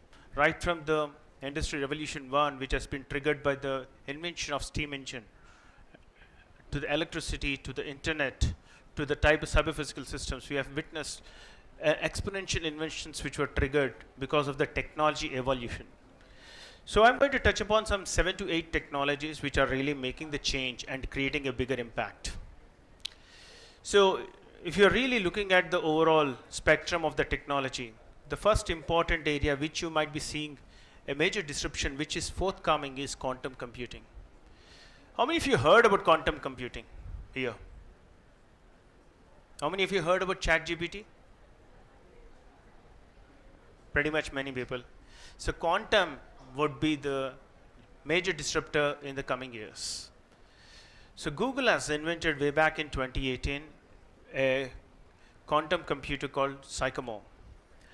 The intent is to prove the capability. It has got something called 53 qubits of computing capability. Generally we have the bits and bytes, right? 0 and 1. The quantum works in the concept of qubits. And the machine which was doing is about 53 qubits, and it has got 4 states. Every qubit has 4 states. An algorithm which takes a particular cryptographic algorithm which takes 10,000 years to compute by a supercomputer. This Sycamore computer invented by Google was able to break that particular logic within over 3 minutes. That's the speed under which we are going to work in the future. A 10,000 years of effort can be solved within over 3 minutes. So quantum is completely changing dynamics. What you try to hear from now, what you're hearing about the generative AI, the next level is about the quantum. It could break many cryptographic algorithms and challenges which were unsolved in the current history. Or it takes a lot of time. The quantum is an area where you can see the disruptive technology driving the change. The second important technology which you are trying to see making a lot of impact in the industry is 5G and edge. If you're trying to talk about the edge, today if you wanted to process any particular data, you need to send it from one particular location to all the way to the data center to compute and do it. But in the age of autonomous computing, where you want some instant results to come in, what you need to do, you need to take the support of the edge devices, edge centers. So a lot of innovations are getting triggered, because of which you are seeing the power of electronic vehicles, the power of autonomous computing capabilities are becoming real today. Changing from the quantum realm to the edge realm, you see that the prominence of the edge is really making not necessary for you to send the data across the data center and get the computing done, but you can get the things done locally. When Madam was speaking, it was trying to talk about some of the medicines. If you have a smart watch, and if you make that particular smartwatch as an edge device for you to compute your cardiac health check and spot if there is a specific event which is going to happen, you can take the required measures. So the local capability to process the data is called as the edge, and edge computing is becoming popularized nowadays and making computing much faster. The third area where I wanted to touch is about the 5G and beyond. How many of you understand the power of 5G? You carry Airtel devices. You might be saying 4G, 5G as a network. People might be really looking at the concept of 5G as a kind of a faster browsing, ability to send more data. But remember, it's not only about the faster browsing. It will try to unlock many use cases and scenarios. Particularly when you're trying to speak in the area of 5G with respect to the healthcare, the precision medicine, the ability for you to really do the remote surgeries are possible. With the combination of the augmented reality, with the combinations of what Madam talking about, the robotic surgery, with the 5G you can make it really possible by you remotely operating the patient also. It is truly unlocking some of the use cases in many areas. In fact, 5G, when it is working in the beyond computing space, beyond connectivity space, it is trying to unlock the space of manufacturing, travel, hospitality services also. So today, many companies like Reliance, Airtel, or Reliance Jio, or Airtel, or Vodafone, they are working on the scenarios where how can you take 5G into the healthcare, how can you take 5G into the manufacturing, 5G into the banking and financial services, and make a tremendous impact. Beyond connectivity is all about reaching to the adjacent industries and solving their problem by leveraging the speed, leveraging the power of transmission of the data, and making it more realistic. It could be also a possibility that whatever the glasses you're wearing, how can you see that immersive experiences in this particular glasses? That is made it possible because of the 5G and advancements. The fourth important area what you can really look into the disruptive technologies is all about the blockchain and distributed computing. What you see today, blockchain, Web 3.0, there's a lot of paradigm shift. In fact, one of the keynote speaker was trying to talk about the future research and also about the paradigm shifts. One of the paradigm shift is programming models are moving away from Web 1.0 to Web 2.0 to Web 3.0. It's all web of things. It's all about programming the things in the virtual world, realizing and building the things of the future research. So today, blockchain is becoming very evident in many of the industry verticals, particularly in the citizen-centric services. There's a country by name Estonia. I'm not sure how many of you know about this country. This is one of the foremost countries which has leveraging the power of blockchain to leverage blockchain for solving some of the transparent governance issues. Their entire judicial systems, their entire legislation areas, their entire citizen-centric services are put into the blockchain ledgers. What does that mean? You have an ability to trace back everything. With the power of blockchain, you can also improve your electoral processes also. The election systems, which will be where you are trying to cast your vote, that entire thing can be traced. The pharmaceutical industries, where you are trying to manufacture a drug, if there is a symptom in the drug which is really causing the problem and you want to revert back everything, you can revert back with a batch number, but if you want to really trace what is the element or raw material in the drug really caused the issue, you can trace it through the blockchain. So such kind of stories which are evolving with the power of blockchain. Web 3.0 is really becoming very, very popular, because today when you are really looking at, there are many kind of events which are happening in the metaverse space that linking to the metaverse. That is another fifth area which I want to touch upon with a combination of the blockchain, because metaverse is an extension of the extended reality where you are immersing yourself into that particular space. It's a virtual world where you are trying to work. Today, many companies are coming out with virtual store operations. Many companies are coming out with virtual concerts which are getting done. So today, if there is a particular launch of a movie, only around 5,000 to 10,000 people could attend. But if there is a virtual launch of a movie which is happening, it could be millions of people could attend. So that is a metaverse space where you can take people into that, and this virtual avatars can play a significant role in driving that concerts, driving that particular operations. And companies into retail, they are utilizing the metaverse as a concept to drive the virtual store selling and other things, experiencing it. This experience is completely getting transformed. So one of the area where you see that the power of all these technologies combined together is put into action is through the Amazon Go. Amazon Go is one of the store which is available in some of the cities in US, and where you can just walk in and you will not see a single person there. You can walk in and your mobile would be an authentication. You walk in, pick up the goods, and you just walk out. The bill will be automatically coming into your mobile as a payment receipt, and the amount is deducted from your account directly. How it is possible? How they are tracking it? How they are managing your identity? How they are trying to manage and understanding that which particular part you are trying to pick it up? The combination of the RFID tags, IoT sensors, artificial intelligence, covering with the computer vision, all are linked together. The convergence of this particular technologies is helping you to solve this kind of problems. So the retail store could exist which can really understand the overall inventory levels, the people who are coming, identify them and use it. Who has visited airport in the recent past? If you have visited airport in the recent past in Hyderabad, there is something called Digi Yatra. Means earlier whatever used to happen in the airport is they used to identify, they will ask your identity, verify your boarding pass, verify your identity and allow you to enter into the airport. And there used to be multiple checkpoints before you get boarded to the flight. But with the Digi Yatra, a computer vision algorithm is available which can scan your face and say that you are the passenger traveling on this particular flight, and they let you in. So there is a separate track which is made available in the Hyderabad airport which is allowing you. It is completely disrupting the way we are functioning earlier to now. You can see the power which came there is only because of the technology which has really made it possible.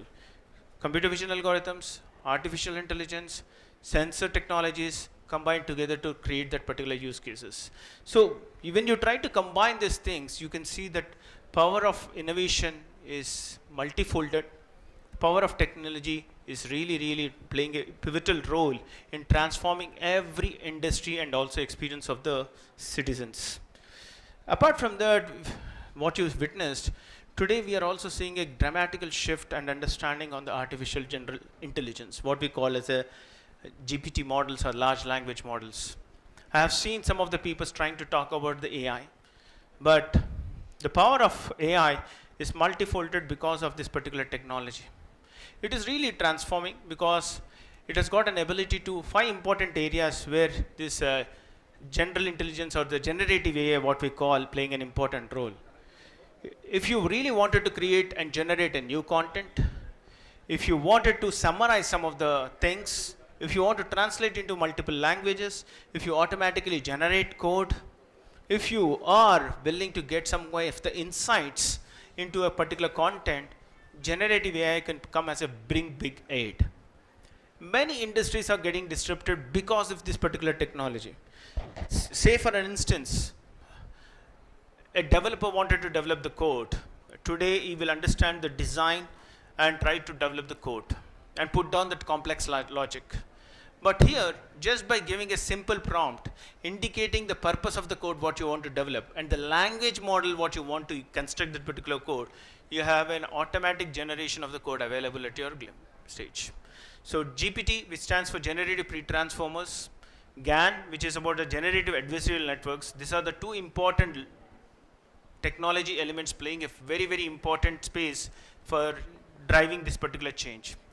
Say for an instance, you have a product, you want to publish that particular product, and you want to create a flyer or a content around it. You can use generative AI large language model constructs to generate the flyers, generate the flyers in the different languages, and it can also combine your product and product related descriptions bundled into that particular flyer. In fact, you can say that if I wanted to create a flyer, there's a website called tome.com. It generates multiple slides in just one line, indicating that you have a paper you have written and you want 10 slides to be prepared. tome.com, you can go and give a prompt that this is particular technology area under which I wanted to create 10 slides covering this particular space. That's a prompt you are giving. It's an NLP prompt what you are trying to give. tome.com can generate as many slides you want. So utilizing the corpus of public sources, utilizing the corpus of the public domain under which it has got trained, generative AI can come and aid in doing the things. In fact, you have written a book, and I don't know how many people have written a book, but if you have written a book, you wanted to get the cover page with a nice photograph. You indicate the purpose of that particular book and say that can you create images for this particular book as a cover page. It generates a number of images. One of the popular such website is DALL-E, which is really powered by the OpenAI. And today, you just give the prompt, it generates thousands of images. Remember, whatever the image which is generated by the DALL-E is legally protected, means you can utilize it. You will not be penalized for anything.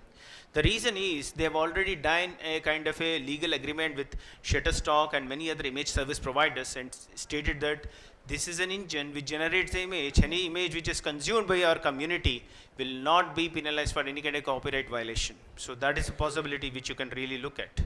So image generation, code generation, audio generation, a lot of music is getting generated by the computer nowadays just by giving the situations and saying the music will be made available. Similarly, video stitching which is available. There is something called stable diffusion techniques where you can generate different videos and concepts. Similarly, there are techniques which are coming out with generating the images, GAN techniques, what I told. It can create an artificial meta-humans availability. An avatar which is already figuring like a human. It can do the gesture modeling, posture modeling, lip syncing.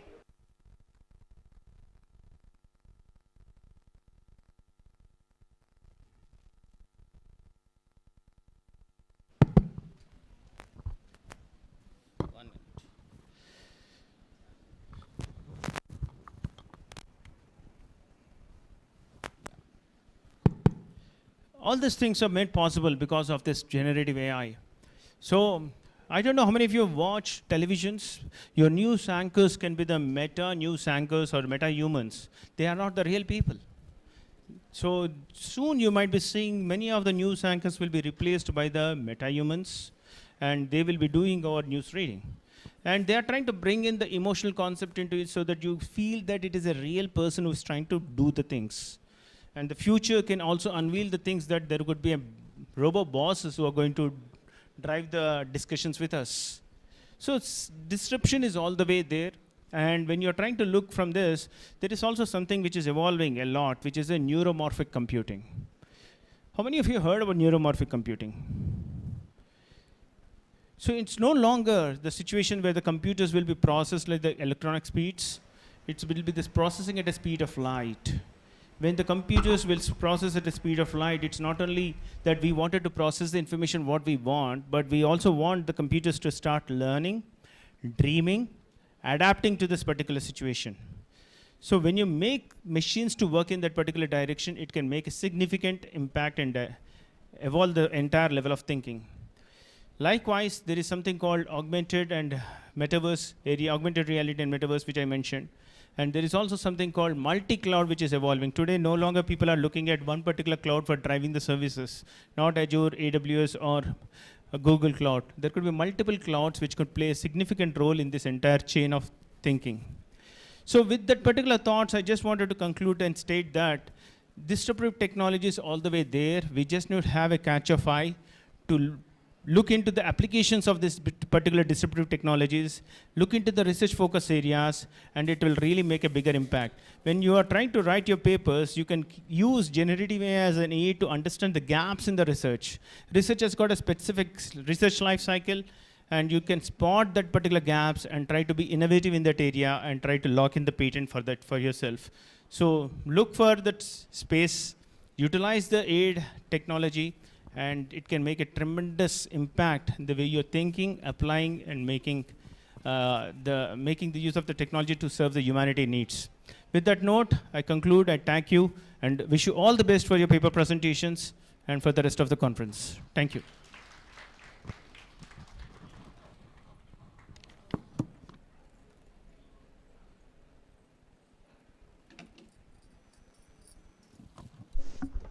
Thank you, sir. It was indeed a delightful presentation. And we really appreciate your expertise. And thank you for sharing your knowledge. Thank you, sir. Our next presentation would be from Jason Spears, sir, who is a judge at West Virginia Supreme Court of Appeals, West Virginia, United States. We are privileged to have you here, sir. Sir's experience counts as a professor of law from University of West Los Angeles, and he is a Supreme Court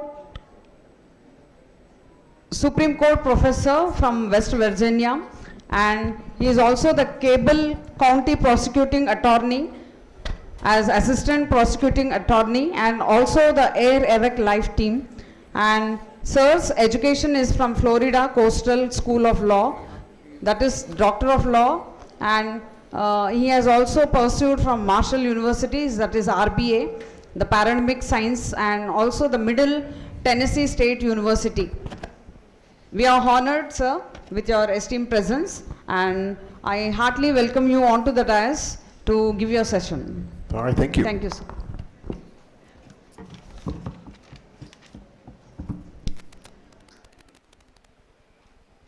It's right there, the PowerPoint.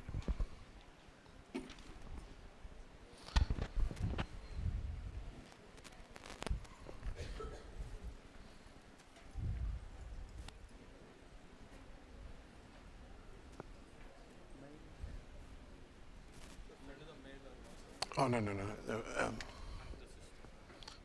You want me to mail it to you? Hold on. How do you want me, what do you want me to do? So, do you want me to email the okay.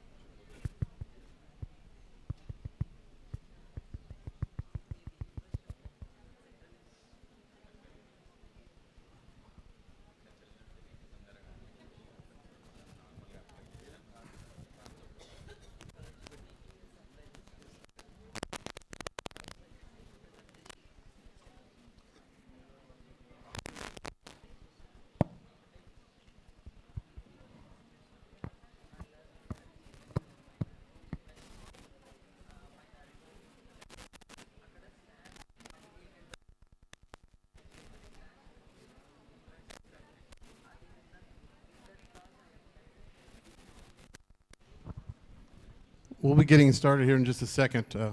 It's ironic that we're here on a technology conference and I'm having technological problems. So.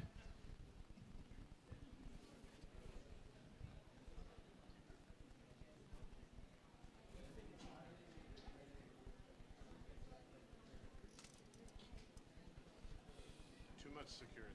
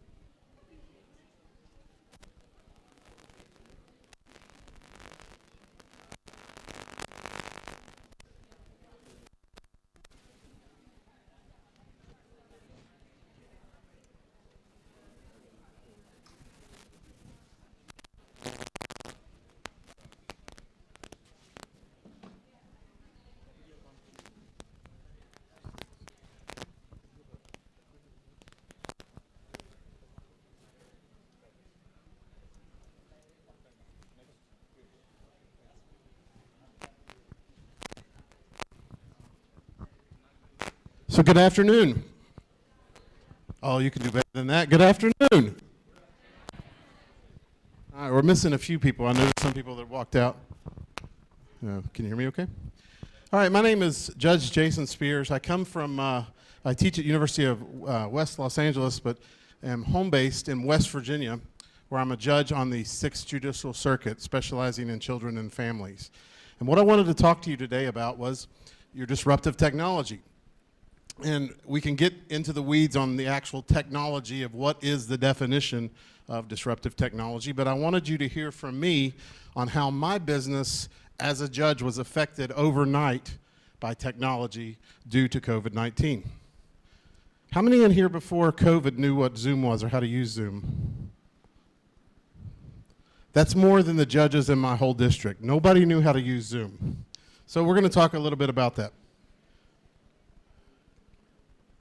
So we're going to talk about COVID-19 in the court system and how we use disruptive technology. I'm going to talk about how our court system was before.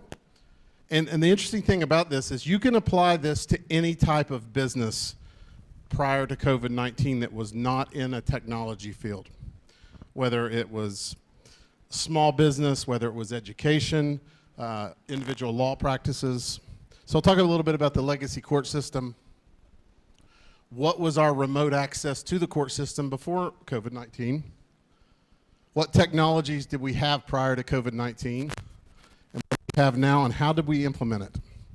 And then most important to me is what is our future use of those technologies? So I'll tell you a little bit about what's called a legacy court system. And what I mean by legacy court system is how did the court operate prior to COVID-19? And I'll just tell you that courts have not changed for hundreds and hundreds and hundreds of years. In the United States, our court system is very similar to the court system here in India. It was based off of the English common court system or common law.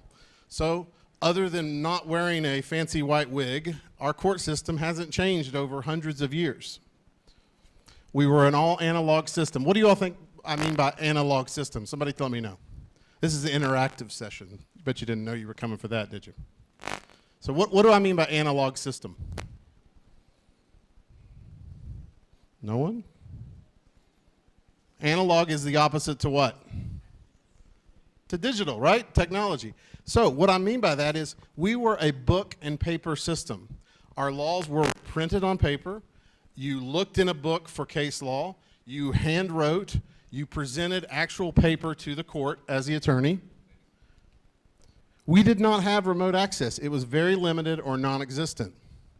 We had antiquated databases, most without any access outside of the terminal office that you were in. Meaning a majority of our databases were developed in the 1980s and were still in use until COVID-19 hit. We had an in-person filing system for our attorneys, meaning if you were a lawyer and you had a case and you wanted to file a complaint or you wanted to file a piece of evidence, you had to literally drive to the courthouse and hand that over. There was no faxing, there was no emailing, there was no digital system whatsoever. In-person hearings only. If you had your day in court or you had something that you needed to come to court for, you had to appear in court personally. The big thing that did was it created such a backlog over the years that we got used to it, that it took a long time from the time you filed your paper till the time that you were able to go to the court. So just similar to a doctor's office, you know, you make your doctor's appointment and then 6 weeks later you get to go. Same type of situation. Remote access prior to COVID-19. In my court system, remote access was banned by law. It was not allowed. So if you wanted to appear in court for any reason whatsoever, you had to appear in person. I'll give you an example of that. You have a hearing, let's say that you're going through a divorce, and you have a hearing to set the date for the next hearing. How long do you think that takes? I'll give you a hint, 30 seconds. You walk into court, you stand up, you raise your right hand, you swear to tell the truth, the whole truth, and nothing but the truth, and the judge says, okay, your next final court date is going to be October 15th. And you say, okay, thank you, October 15th, and you get up and you walk out. Now you have missed an entire day of work. You've had to drive sometimes an hour, hour and a half to get to the court in order to stand up and say, thank you, my next court date is October 15th. Does that make much sense? I don't believe it did. Zoom, Teams, and Skype was not permitted under law. This is the part that really amazed me as I dug into this research. Only 80% of the judges in our judicial system used email. That means 20% of the judges had no technology basis whatsoever in their background. They were a pen and paper system. Again, we talked about no remote filing in cases, all paper. So, somebody tell me what is a good definition of disruptive technology? Is it a good thing or a bad thing? It's a good thing, right? Well, if you're into technology, it's a wonderful thing. If you have no clue about technology, it truly is disruptive. Think of these judges in court systems that had no technology basis whatsoever, some of these 20% that didn't even know how to use email. Now, overnight, they're being told, you need to use Zoom, you need to use Teams, you need to use Skype, you need to set up remote hearings. They don't even understand what the word remote means, let alone on how to do it. The other issue that we had versus other businesses, so let's go back to COVID-19. So when this time period happened, businesses did not have a constitutional right to operate. You didn't have a constitutional right to go to the shopping mall and buy new clothes, right? In the United States, in India, and other countries with a similar law system, you have a constitutional right to appear in court. If you're arrested in the United States, you have a right to appear before a judge like myself within 24 hours of being arrested. Well, now COVID has completely thrown this out. So the court system says, hey, guess what? I remember I was a phone call I received at 4 p.m. the day before we shut down, and they said, effective immediately, court is closed. I still had people in jail that had to have their hearings, constitutionally protected hearings. That's what made us a little different than the average business. And that's how technology, even though it wasn't planned under disruptive technology, changed the way that we do things. Court could not stop. It did not stop, and it could not stop. Now here's the directions that they gave us from the upper Supreme Court. Figure it out. That literally was the phone call that we got. Guess what? Court is closed now, effective immediately. We don't know when it's going to reopen. You need to figure out what to do. Have a good day. Thanks. Bye. Hung up the phone. How scary do you think that was for folks that weren't prepared for this? I love technology. I reckon myself as a technology geek. And even myself, I was going, what are we going to do? So we had to answer the question that, does appearing on, quote, this came from another judge, TV, is that constitutional for appearing in court? And we ruled that it was. That appearing in front of a court remotely was constitutional. I think, is this going out? I think, is the battery going out? Hello? Hello? I'll wear that. I'll wear the other one.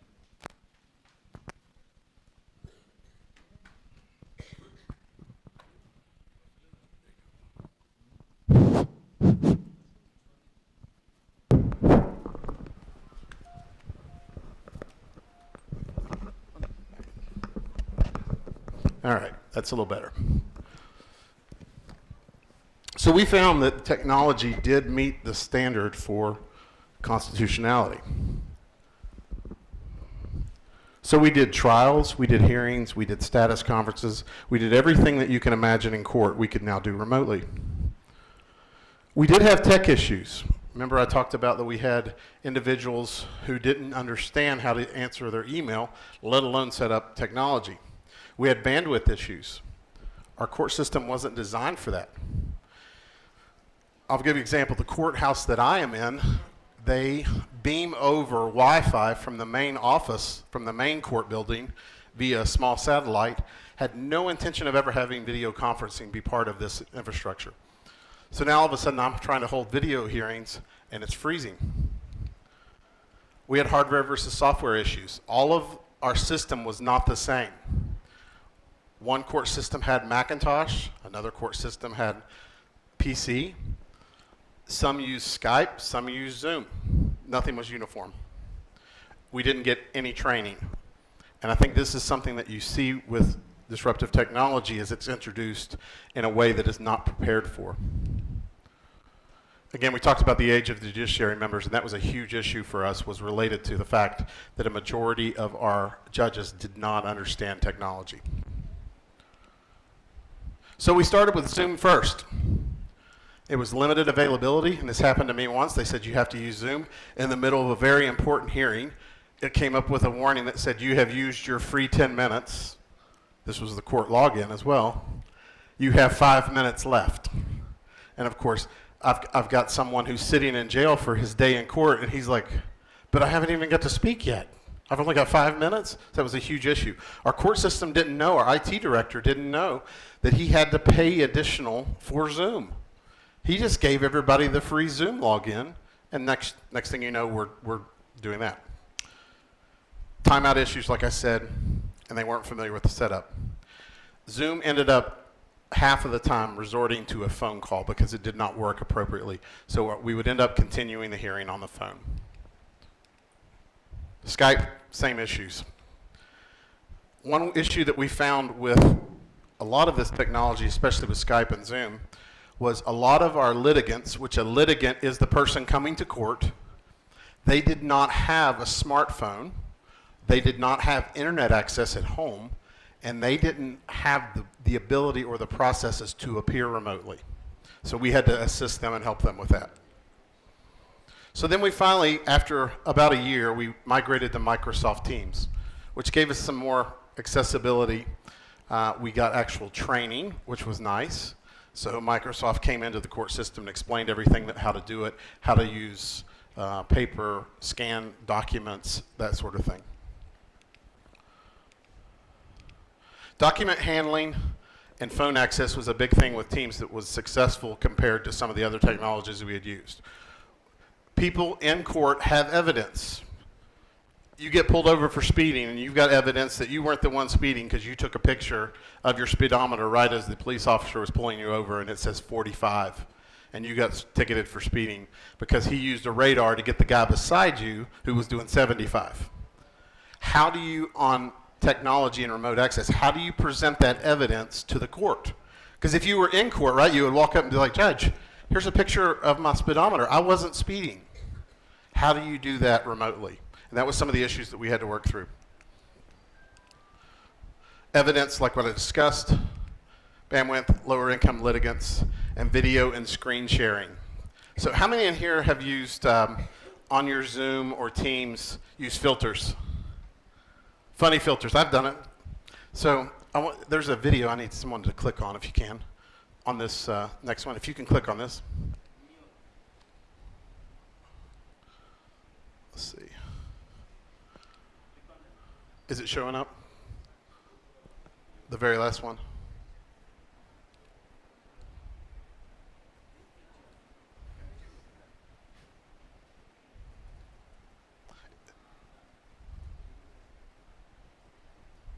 Hold on one second.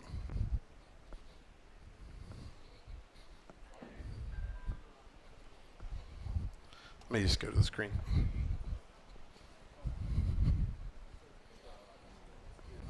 Yeah, click on that, please. There's nothing on the screen up here. So this is an actual Zoom call from a court hearing.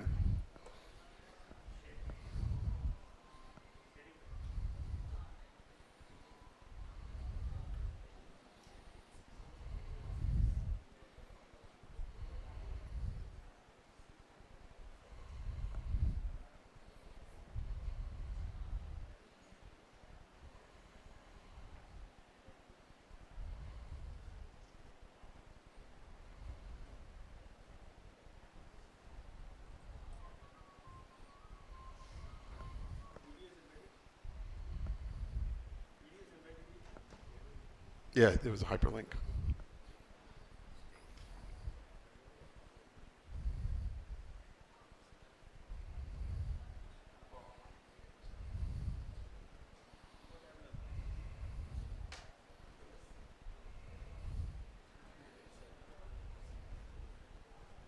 Okay, here we go. So you can imagine not a lot of sense of humor in court. It's a very serious business. Let's see if I can get it to play.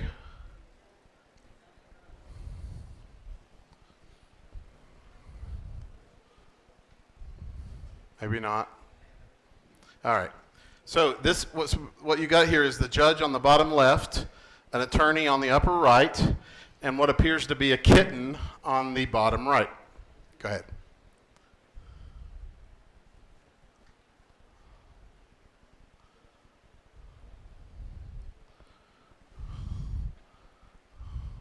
It's going to play a commercial first, I'm sure.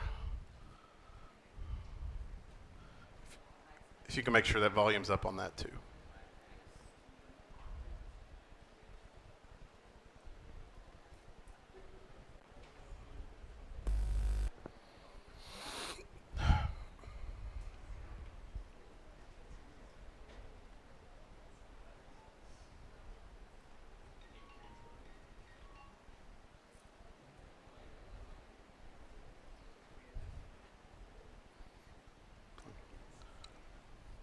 This feels like an early version of when I started court.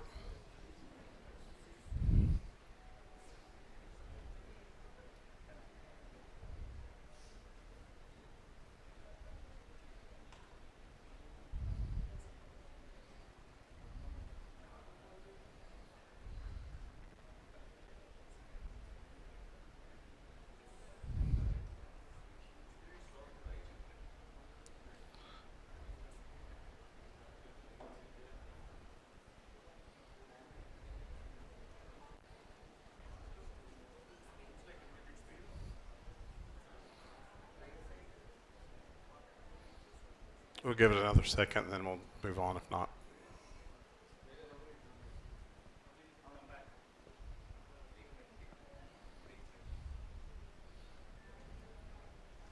May want to refresh it.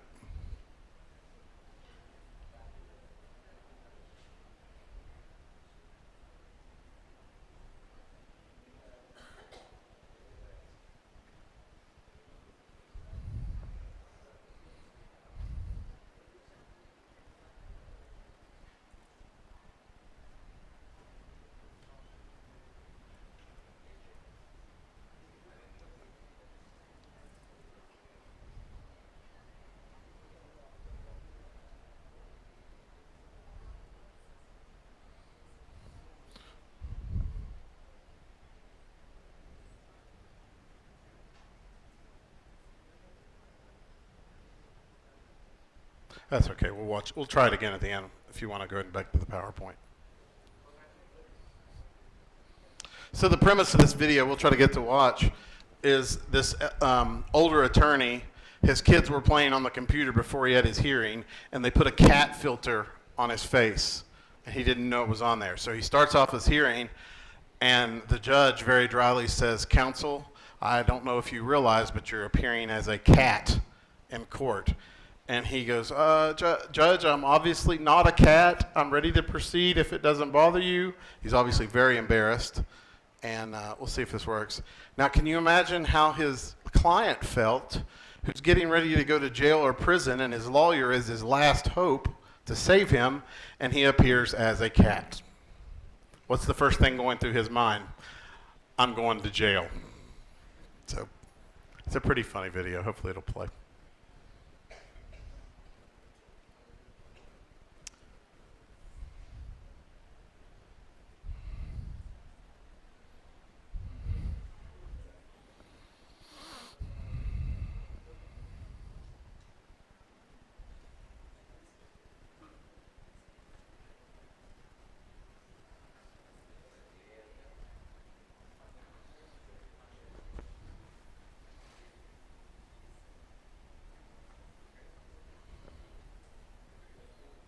That's okay. Let's go ahead and get back to the PowerPoint. We'll work on it.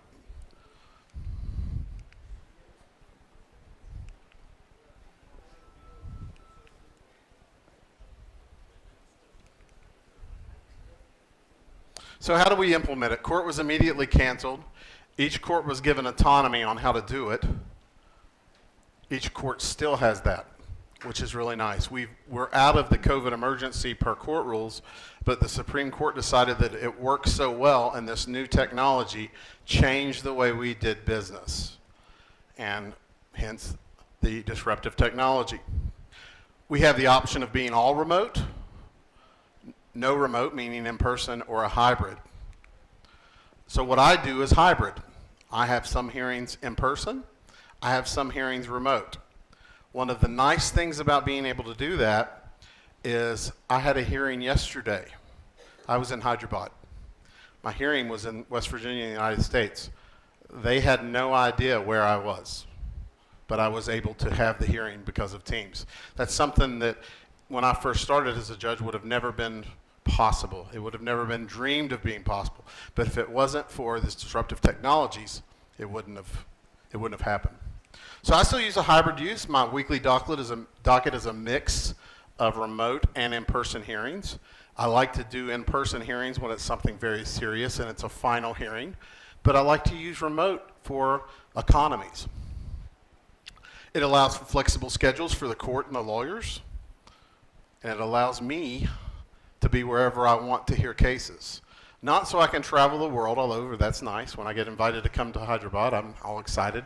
Before, I would have to cancel a week or two of cases, and because of this technology, I don't have to do that anymore. I may have to wake up at 3 in the morning and have court, but they don't know that. It allows attorneys and other staff to argue more cases than ever because now they don't have drive time to get to the courthouse. So it would be, very example, like our lawyers in West Virginia operate in different counties. So for example, if they were in Hyderabad for a hearing and then they also need to be in Vijayawada, how long of a drive is that, or a flight? It's an all day. Now they can appear in multiple jurisdictions in one day. The only other thing that it does for the lawyers is it decreases what they have to charge their client to appear on their behalf. So it ends up saving money for the litigants, which is important to me. Money savings for both litigants and the court, allows for more hearings, and the hearing wait list has been dramatically reduced. I've got the scientific numbers, but in essence, as opposed to waiting 90 to 120 days for your day in court, now you can get into court and be finished in almost 30 days. Which on the divorce side of things, when you have a husband and a wife who are getting divorced and they can't stand each other and they're constantly fighting, getting divorced and being done in 30 days is a great win for both of them. The last question I have, and I don't have an answer for this, is where does AI come in to our court system? We had an amazing conversation earlier in the back room about possibilities for AI in the court system, AI in the medical system. But those technologies have yet to be determined on how we're going to do that. And again, disruptive technology, just like Alexander Graham Bell did not anticipate that his phone would be replaced by an iPhone, or that Nikon and Canon, their cameras, would be replaced by a phone. We're going to look at that differently. So,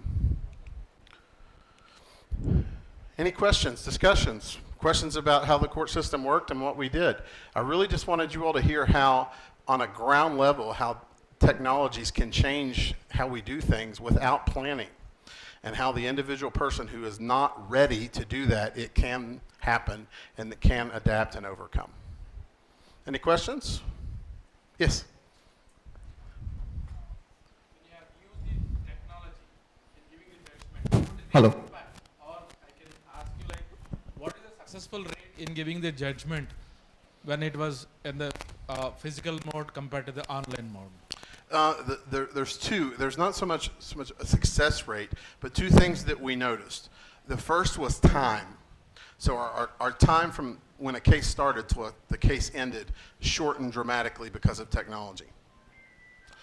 The downside, there were two.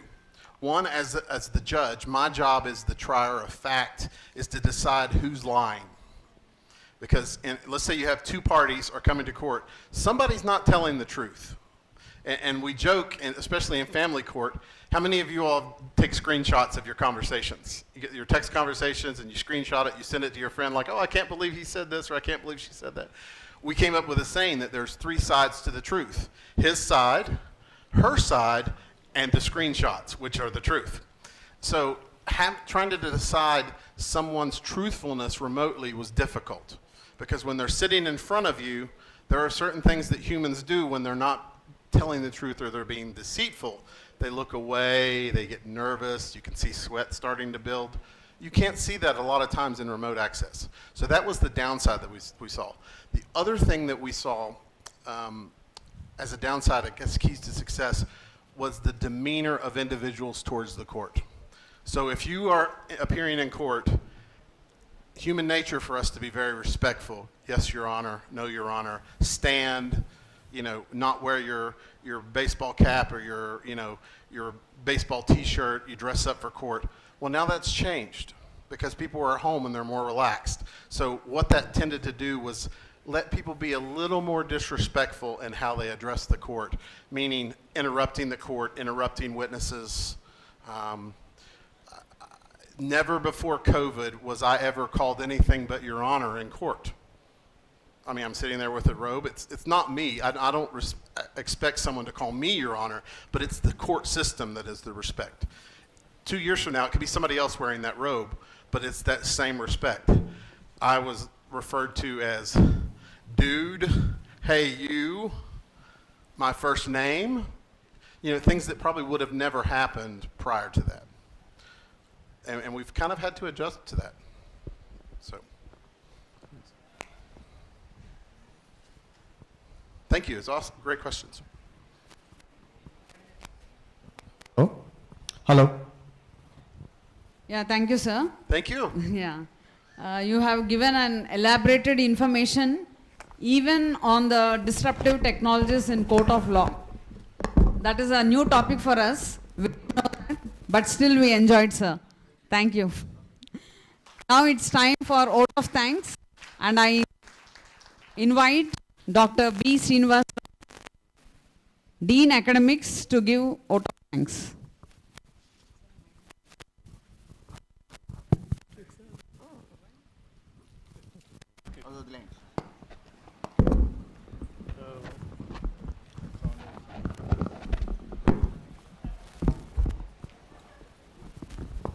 Good afternoon. I'll put it in short. I thank you everyone for presenting here, and the chief guests of today's program, and the guest of honors, and the presentees, and the keynote speakers. Thank you for enlightening us, for all our presentees and staff members, for inspiring your presentations and on these disruptive technologies. I thank you once everyone for being with us and encouraging us to move forward. Thank you very much. I request all the participants to join for lunch.